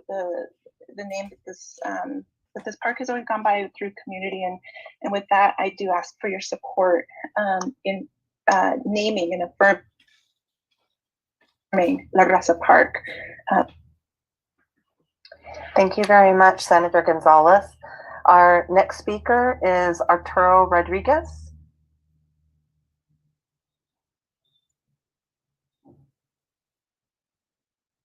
And Arturo, you're going to have to unmute. Hello, everyone. Can you hear me? Go ahead, sir. Okay, good evening. Thank you very much for your time. Congratulations, Council and everybody, for taking on this historic task. I know the park very well. I was the organizer of the initial protest 50 years ago, so I've lived the history, I made the history. As a retired Chicano Studies professor, I have taught this history for 50 years. University of Colorado Boulder, Denver Community College, Metro State College. This fall, DU. People are interested in the history of La Raza Park. It's a fascinating history of the entire park. Growing up with the Sabals and other Italian Americans in the neighborhood, I know their story, and this has never been about them and us. It's been about the reality, the truth about Christopher Columbus. Under the guidelines of naming a park, Christopher Columbus does not meet the qualifications for that. Mexican, Chicanos, as indigenous peoples, have suffered genocide over 500 years. We live with that trauma. We continue to live with that trauma. In 1981, when we were gassed at the park for a La Raza Park Day that we held for 10 years in conjunction with the pool staff, it was a beautiful event and it turned into a riot. We live with that trauma. So we now have an opportunity to move forward. We have an opportunity to move into the 21st century. We have new residents in this neighborhood now. There's not a day that I walk in that park when I see a person who I know did not grow up in that neighborhood, and I educate them about the history and the beauty of the park, and they thank me. And I think that's the message that we want to give Denver here. I congratulate you for your work, and let us make history. La Raza Park should be also not nominated and be a historic park. Thank you very much for your time. Oh, well, very good. Thank you, sir. Next up, we have Representative Serena Gonzalez Gutierrez. Good evening, everyone. My name is Serena Gonzalez Gutierrez. I want to thank Councilwoman Amanda Sandoval for bringing this forward, and I'm here in support of naming the park to La Raza Park. I'm a proud third-generation Northsider, and my husband and I are raising the fourth generation right here in the same community in North Denver. I have many memories dating back to when I was my kid's age, playing on the playground, running up and down those steps of the pyramid, performing there with my grandmother. And now I've had the opportunity to watch my daughters perform on those very steps of the pyramid. And I've watched several Escuela Tlatelolco graduations that have taken place right on that kiosko. There are memories that also precede me, of course, memories from my family. My mom had her first job at the pool when she was 14 years old. La Raza Park is a symbol of unity in our communities. And without those that came before us, we would not be here continuing to fight for what has been a part of our community, our memories, and what we want to pass on to the next generation. Just this year, we celebrated Mother Cabrini Day to celebrate the Italian heritage and someone that made significant contributions to our communities. Columbus is not someone to be celebrated. La Raza is a word of unity and about celebrating community. And I have always known this to be La Raza Park. Lastly, I'm going to quote my late grandfather, Rodolfo Corky Gonzalez, who led the Crusade for Justice and opened the school Escuela Tlatelolco over 47 years ago. Land is the base on which our cultural values are created. That is what La Raza Park is to the Chicano, Latino, and the North Side community. It is the land that holds our values to come together to fight injustices and to celebrate our cultures. Thank you so much for allowing the time tonight. And I hope that everyone is in support of this renaming. It is well long overdue. Thank you. Thank you. Next up, we have Cameron Belvins. Everyone, thank you so much. So I'm actually a resident of District 1. I live directly on the park on Osage Street. But I don't want to speak to you as a resident today. I actually want to talk to you in a professional capacity. I'm a professor of history at the University of Colorado, Denver. And I'm just seeing the panic in your eyes as you're envisioning me starting to launch into a long, boring lecture in hour 3 of the city council meeting. What I will not do, I promise. But I do just want to say that over the past year or two, I found myself answering the same question again and again as Confederate statues and monuments come down across the country. And that question is, if we remove a statue, right, if we rename a school or a neighborhood, Doesn't that mean we're erasing history? And my response is always the same. No, we're not. And I tell my students this all the time. History is a choice, right? We choose to remember and celebrate certain things and not others. And those choices say a lot more about the values of the society that is making those choices than the things that are being remembered. So stuff like monuments, memorials, the names of schools or buildings or parks, these say a lot more about the society that builds them, the society that names them, than they say about the thing that's being commemorated.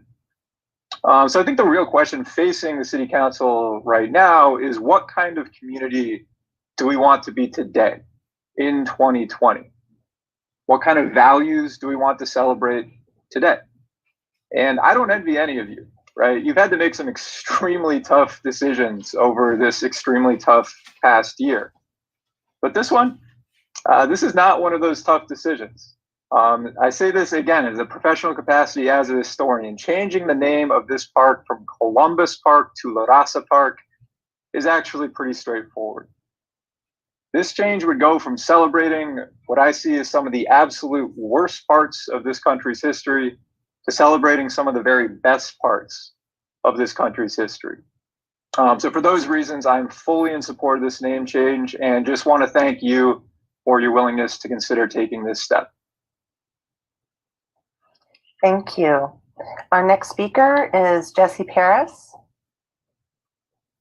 Good evening, members of council, those watching at home. My name is Jesse LaShawn Paris, and I'm representing for Denver Homicide Loud, Black Stars and Movement for Self-Defense, Positive Action Commitment for Social Change, as well as the Unity Party of Colorado and Mile High News.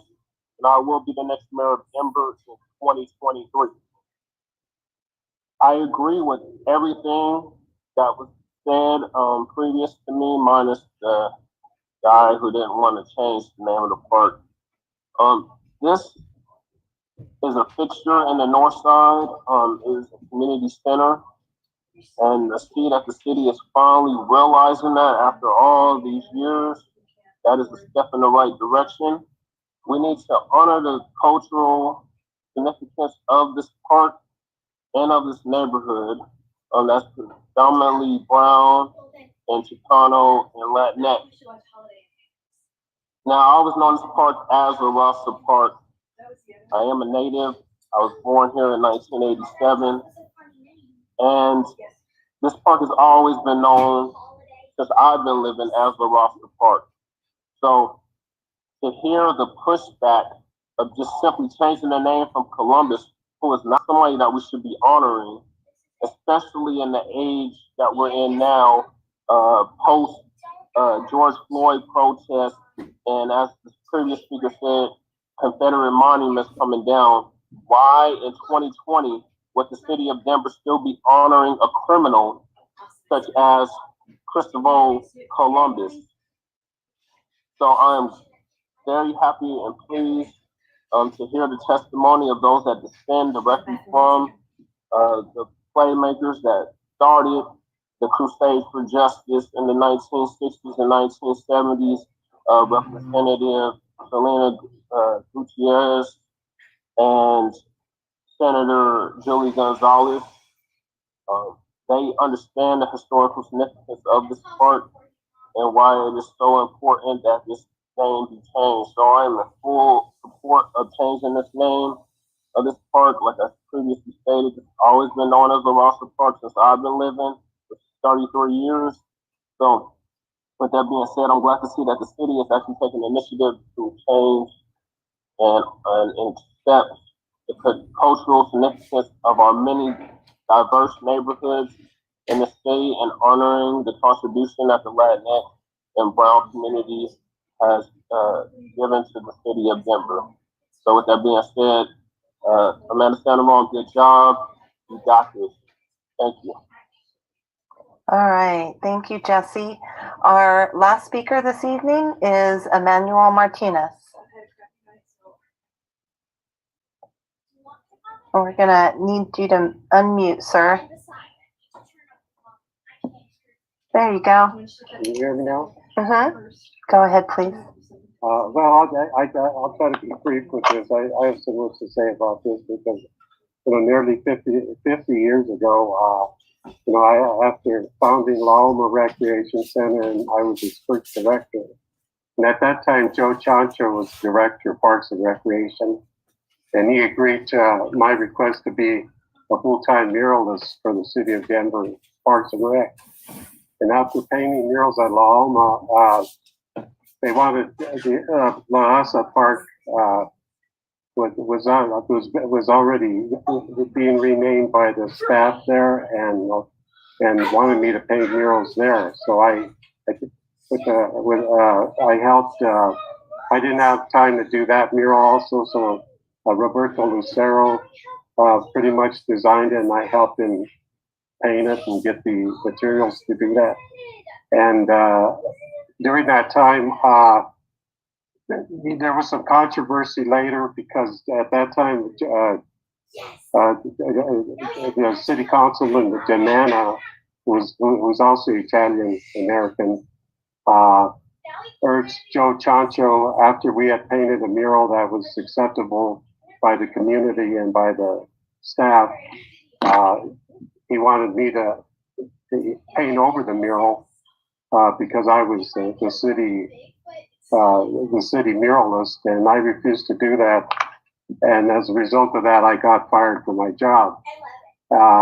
So I have little history with La Raza Park going way back to 1970. And I would just like to urge the city council members to please support the name change of Columbus Park to La Raza Park. Besides a small number of Italian residents who identify with Columbus, most of the residents of that area have been calling this park La Raza Park, and it just seems to me like this is it's just a no-brainer. I mean, since the community, the vast majority of the community has been using that and calling it that, it's appropriate to do that. And anyway, and it's important to realize that La Raza Park, just the name La Raza is a positive term. It relates to people of different cultures. It's not exclusively just for Chicanos or Latinos or Mexicans. So it's I think that some of the Italian Americans is kind of. Thank you, sir. That's the time we have allocated. Yeah, thank you. We appreciate it. Thank you. That concludes our speakers. Questions from members of council on Council Bill 1444. Councilwoman Kniech. Thank you, Madam President. I wanted to see whether perhaps Professor Rodriguez, if he's still here, or maybe the councilwoman, the sponsor, might want to speak a little more, or even Mr. Martinez, since he was about to talk about this, but about the term. So when I learned Spanish, I know the way that I learned this term, La Raza, and we have some folks who've kind of, I think looked at this term and the risk of translating too literally. And so I wanted to just give you a moment, either as the sponsor or maybe the professors, to speak a little bit to this term and what it encompasses and how hard it is to kind of get it out of a dictionary, if you will. Councilwoman Sandoval? Yeah, I'm happy to answer, or if Arturo Rodriguez, if he's still here, we can promote him and he would be able to answer. Is he around? Wonderful. We're gonna see if we can get Mr. Rodriguez promoted back up. Yep, I see that we have him here, and we'll ask him to unmute. Arturo, are you still with us? Can you unmute?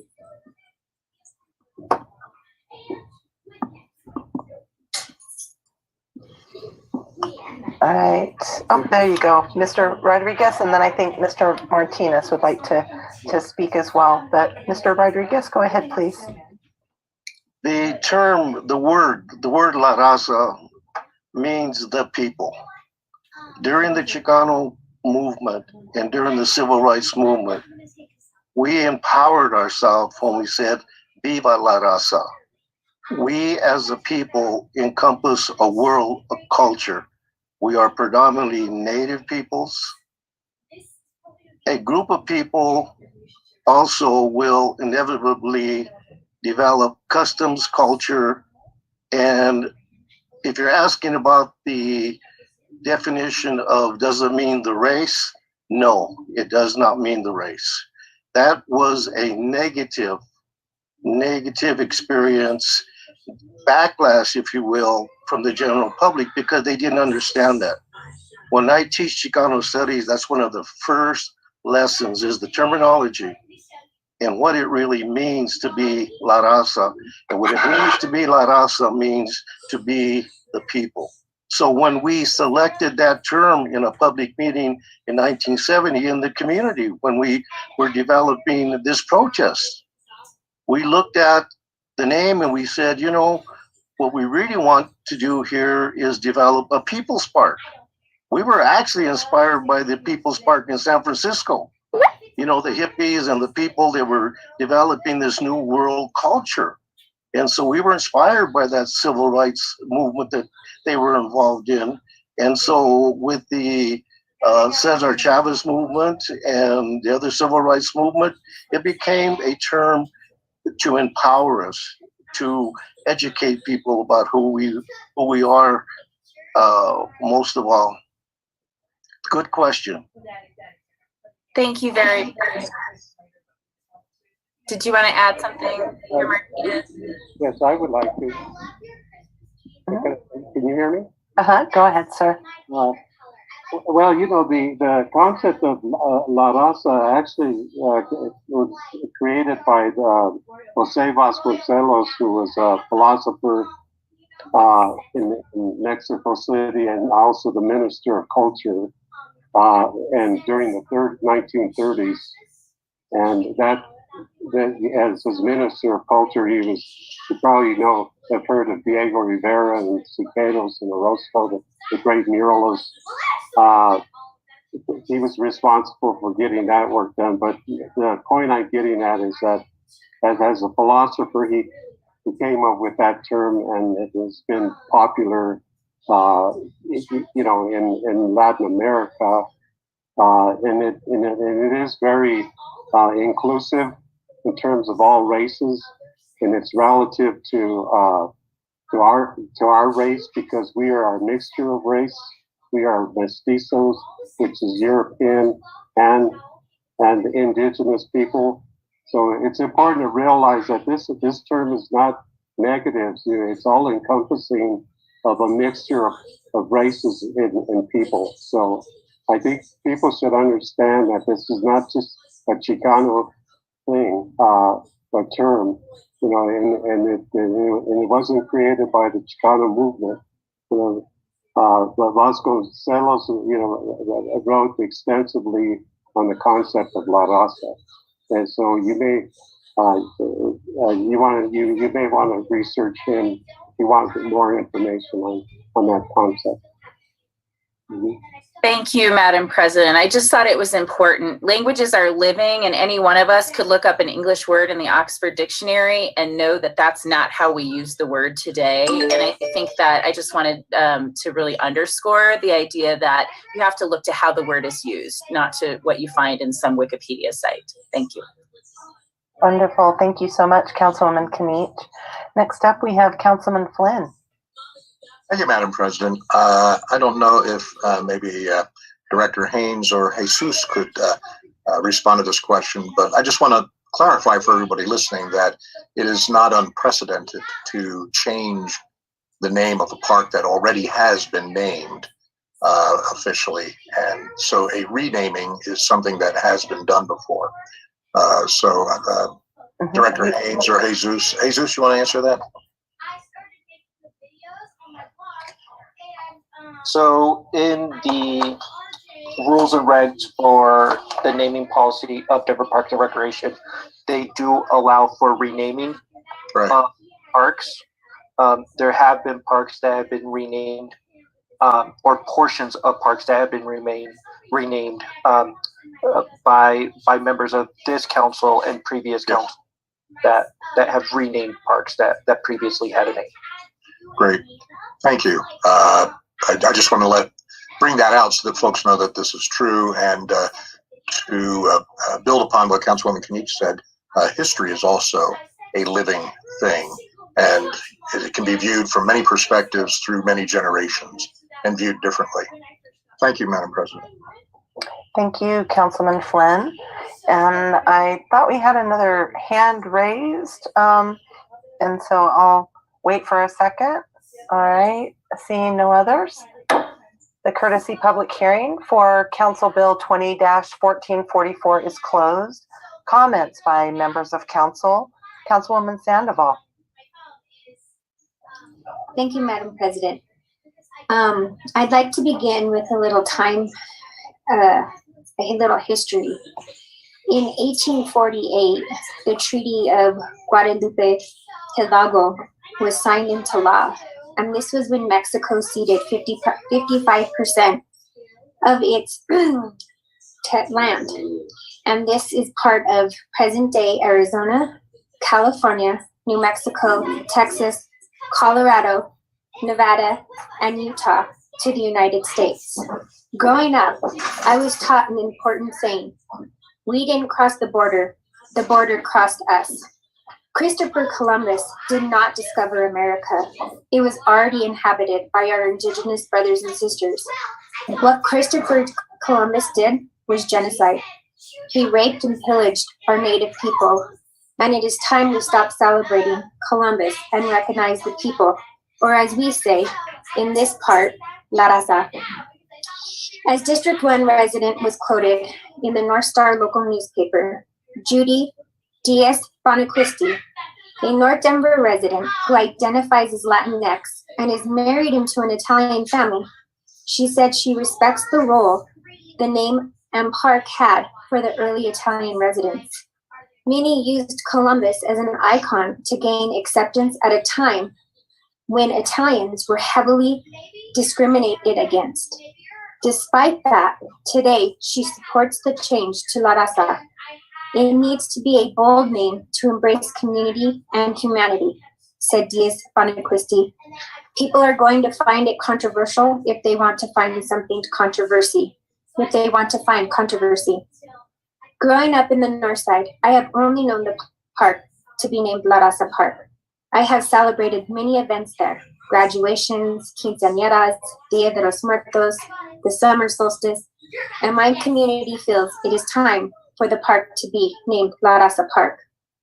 I would like to thank those who came before me, who fought in the crusade for justice: Arturo Bones Rodriguez, the Chicano movement, and the many Latino and Latina elected leaders who came before me. Grupo Tlatelolco, the Gonzalez family, Senator Julie Gonzalez, Representative Serena Gonzalez Gutierrez, the Chicano Pride Ride, Councilwoman Ortega, who brought this forward in her term in District 9 and was shy 1 vote, and all those community members who came out during a pandemic to sign over 400 plus signatures to rename this park. I will end with one of my favorite poems, as I know it is relevant tonight. Joyce Johnson Rice said, "I am standing on the shoulders of the ones who came before me. I am stronger for their courage. I am wiser for their words. I am lifted by their longing for a fair and brighter future. I am grateful for their vision, for their toiling on this earth. We are standing on the shoulders of the ones who came before us. They are giants and humans and angels. They are friends.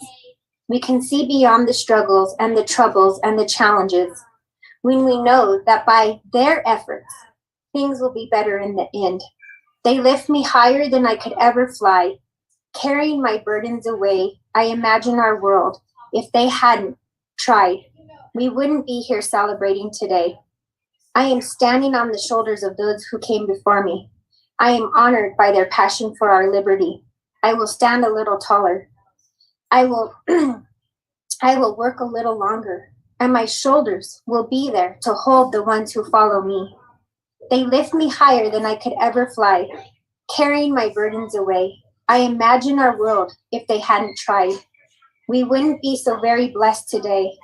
I am standing on the shoulders of those ones who come before me. I am humbled by their passion for our liberty. I stand a little taller. I work a little longer, and my shoulders will be there to hold the ones who follow me. I humbly ask my fellow colleagues to support this long overdue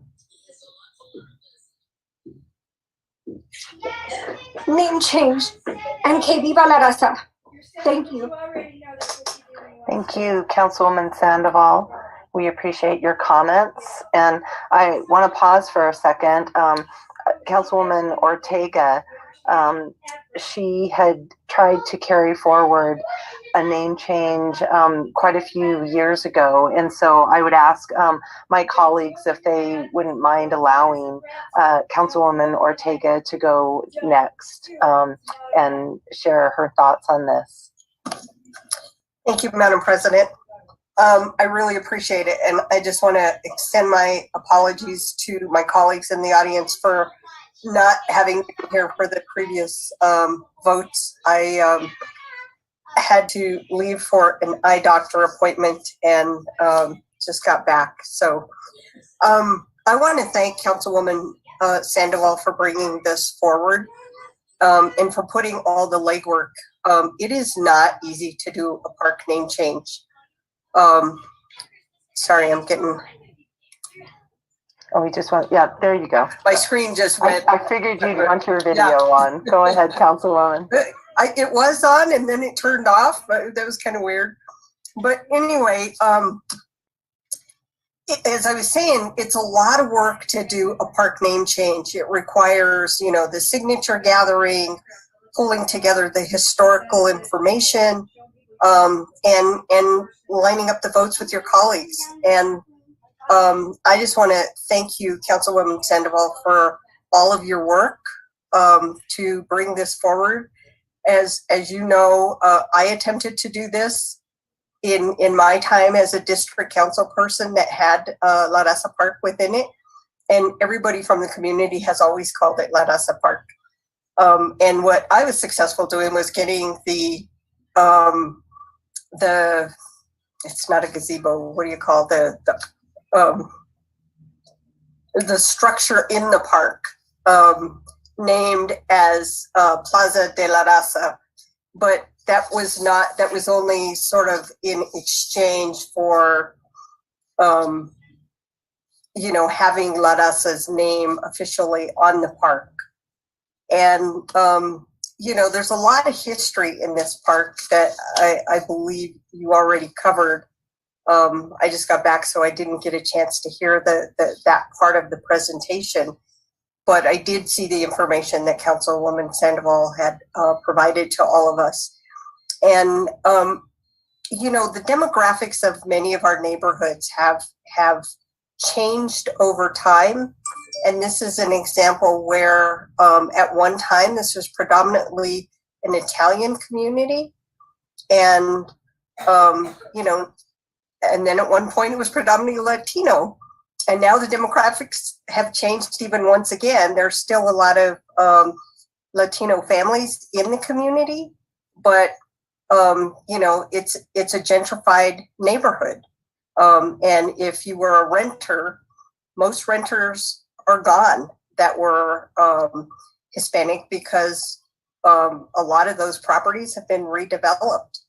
And so I think this is a great opportunity to reflect the culture and the history that has existed within the community. I can remember growing up as a young high school student, you know, early days as a young adult, spending time over at the park for some of the gatherings and opportunities for the Chicano community to come together and just celebrate our culture.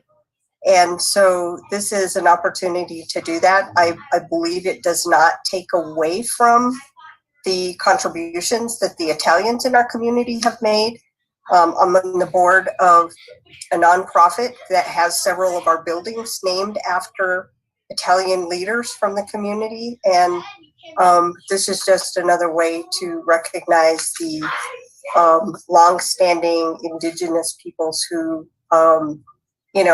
originated in this city when the confluence of both the South Platte and Cherry Creek came together, which was the early beginnings of our city.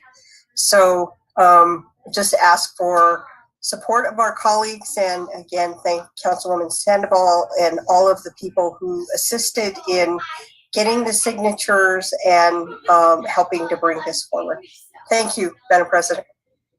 Thank you, Councilwoman Ortega, and happy that you were able to get back and join us for this important event tonight. Councilman Cashman. I'll defer for a moment to Councilwoman Torres. All right, sounds good. Councilwoman Torres. Thank you, Madam President. Thank you, Councilman Cashman. Just a quick note of thanks, just acknowledging and applauding Councilwoman Sandoval and every one of the hundreds of people who came over 2 days during this year, which has been such a tough year, to sign the petition and help make tonight happen. There was immediate reaction and enthusiasm, and to have the political will and leadership to be able to do this right now is incredibly affirming and a powerful move, and it did not come without risks of threat and names and just real ugliness over something that I think we have heard calls for generations. Columbus statues around the country coming down, and people really hitting a limit of tolerance for revisionist history. And so I really just want to thank Councilman Sandoval, Councilman Ortega before her, for hearing the words of community for whom this is really important. And I look forward to voting yes. Thank you. Thank you, Councilwoman Torres. Councilman Cashman? Yeah, thank you, Madam President. I want to start by congratulating my colleague, Councilwoman Sandoval. A great presentation, a great effort, and I am pleased to wholeheartely support this name change and celebrate with you and your staff and the Latinx community on this just long overdue name change. And I need to take a moment of personal reflection. When I was growing up in New Jersey, my best friend's name was Don, and his brother was Andy, and his parents were Andy and Kay, and their last name was Preziosi. And they were proud Italian Americans. And I'm picturing myself at their dinner table where I was many, many times trying to explain to Mr. Prez what's going on here. And being of the age he was, he'd have been difficult to convince. And so recognizing that, I just want to ask our Department of Parks and Recreation, as they move forward with their ongoing efforts to add parkland to our system, to see if they can't find a nice parcel, an appropriate parcel to consider a naming in honor of Denver's Italian community. I think there are numerous heroes that are more appropriately suited to bear the moniker of a Denver park. And I appreciate the moment of perhaps inappropriate personal a reflection, but in honor of Mr. and Mrs. Prez, I wanted to put that forward. Thank you. Thank you, Councilman Cashman. Next up, we have Councilman Hines. Thank you, Madam President.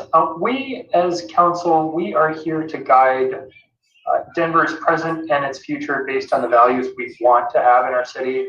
And certainly we should look back at at our history and revel in our history. But you know, once dinosaurs roamed the earth, and now they just adorn sweaters. And so sometimes, you know, if we can't just continue to only live in the past just for the past's sake. And so, Councilmember Sandoval, thank you so much for bringing this forward. This is obviously a tough conversation. In District 10, we had a Christopher Columbus statue, as in it was actually named Christopher Columbus.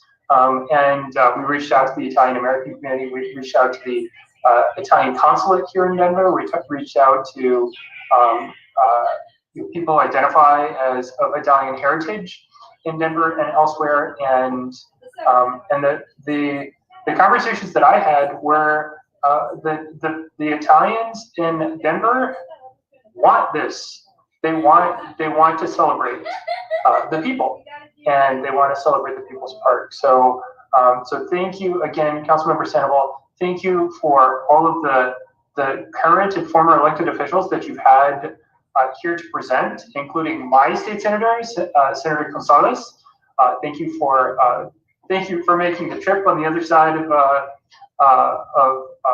Veterans Park and visiting us in the local yokel land and of Denver City Council. I'm really excited and happy to be part of the support that helps get this across the finish line. Thank you, Madam President. Thank you, Councilman. Councilwoman Kniech. Thank you, Madam President. Que viva! It's very exciting. I just wanted to share some perspective about the renaming commission that the mayor seated about 6 months ago that Councilwoman Ortega and I serve on. And I was trying to pull up the criteria. I couldn't quite find them fast enough, but it includes not just that the individual or term that's used has, you know, a historic harm associated with it. It's also about whether or not that harm is continuing into the future in terms of replicating or reinforcing messages or values that are contrary to the cities. And I think that's really important because, you know, I just first want to say Naomi did an amazing job.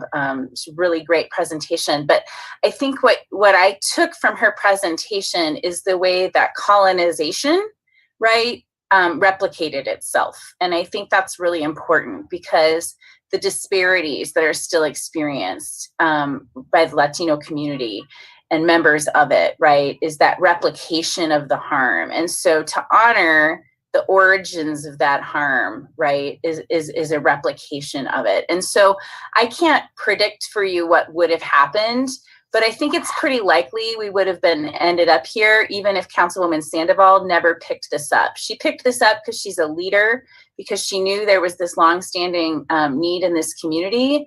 But I don't want anyone to think that she's speaking only for herself, right? That I think that there is clearly a movement, and we're looking at all kinds of names. And so that report won't be ready till next year.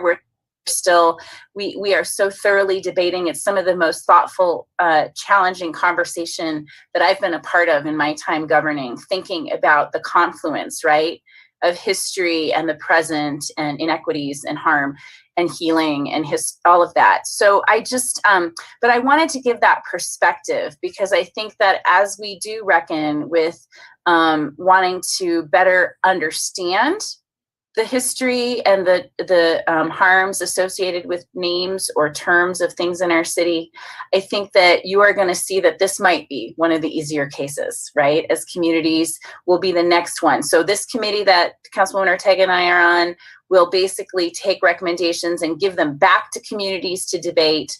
And only after they debate it will it come to this council.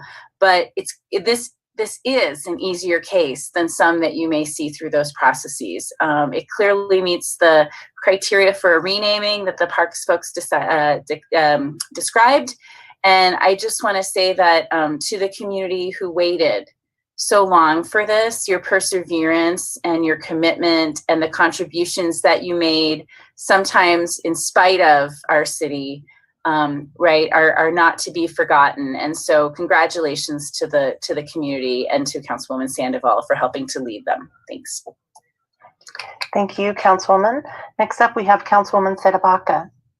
Thank you, Madam President. Just wanted to send a quick congratulations to Councilwoman Sandoval and all of the North Siders, the West Siders, the East Siders who were a part of the Chicano movement, but also all of our professors, our cultural workers, our community workers who really dedicated lifetimes to teaching people about race as a social construct and how in order for us to get beyond a scenario where we use race to validate, to justify oppression, we have to start envisioning a world that doesn't exist with race. And I strongly encourage anyone who's curious about this renaming or who's frustrated by this renaming to really do a little bit of research on La Raza Cósmica, because what it is really about is acknowledging that there is no pure race. There is no such thing anymore. And this idea of La Raza is about a new race of people without the labels applied to us based on color. So again, congratulations. I'm very happy to see this. I'm very happy to be able to vote yes on this in my term, and proud to say that this is a community home. And I hope that beyond this symbolic fight, this symbolic win, we make sure that the Latino people, that La Raza is able to stay in this community and enjoy this park with this new name. Thank you. Thank you, Councilwoman. And I will go ahead and wrap up on comments. Congratulations, Councilwoman Sandoval, Councilwoman Ortega. And, I loved it when Senator Gonzalez talked about the winter solstice and how significant this point in history today, right now, is. And I think of our grandmothers and our aunties and our mothers and all of the women in the community and the men, but I like to concentrate on the women a little bit because I know that there has been many grassroots efforts and keeping that fight going over the years. And that I also would be very remiss if I didn't honor our elders, Mr. Rodriguez and Mr. Martinez, who joined us, and the many academics and teachers. I got my undergraduate at Regis, at Metro, and then my master's at Regis. And so that history is interwoven throughout the Denver metro area, but really within our state, because like my family came from the San Luis Valley and came to Denver for a better opportunity. And so I feel like our elders are smiling down on us and have been whispering for decades to make this change. And I just want to sincerely congratulate the community and Councilwoman Sandoval and Ortega and also Torres, because the preservation in your district as well continues on that strong Chicano Latinx history of our city that is so important. And so without further ado, Madam Secretary, roll call. Sandoval? Aye. Sawyer? Aye. Torres? Aye. Black? Aye.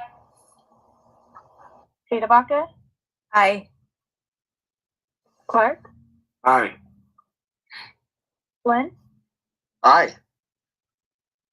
Herndon? Aye. Hines? Aye. Cashman, Aye. Kinich, Aye.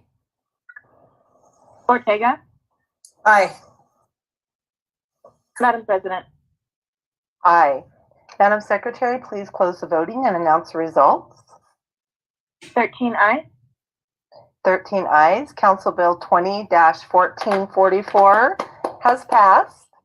Our pre-adjournment announcement on Tuesday, July 19th, 2021, Council will hold a required public hearing on Council Bill 1414, changing the zoning classification for 3397 South Geneva Street in Hampton, a required public hearing on Council Bill 1424, changing the zoning classification for 753 South Downing Street in Washington Park West, and a required public hearing on Council Bill 1435, changing the zoning classification for multiple properties along East Hampton Avenue in Hampton and South Hampton. Any protests against Council Bills 1414, 1424, or 1435 must be filed with council offices no later than noon on Monday, July 11th, 2021. There being no further business before this body, this meeting is adjourned, and we will see you all in the new year.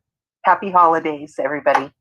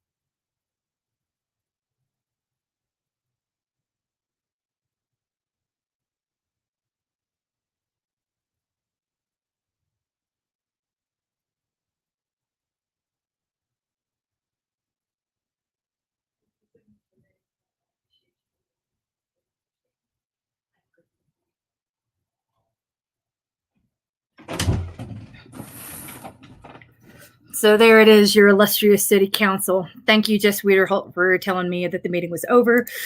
And this is right. We don't forgive. We don't forget. Fuck all y'all, city council. I'm coming back with the projector next week, and we're taking this big time. Fuck every single one of you. Merry Christmas. Happy Hanukkah. And all the other 29 religions that have holidays between now and January the 1st.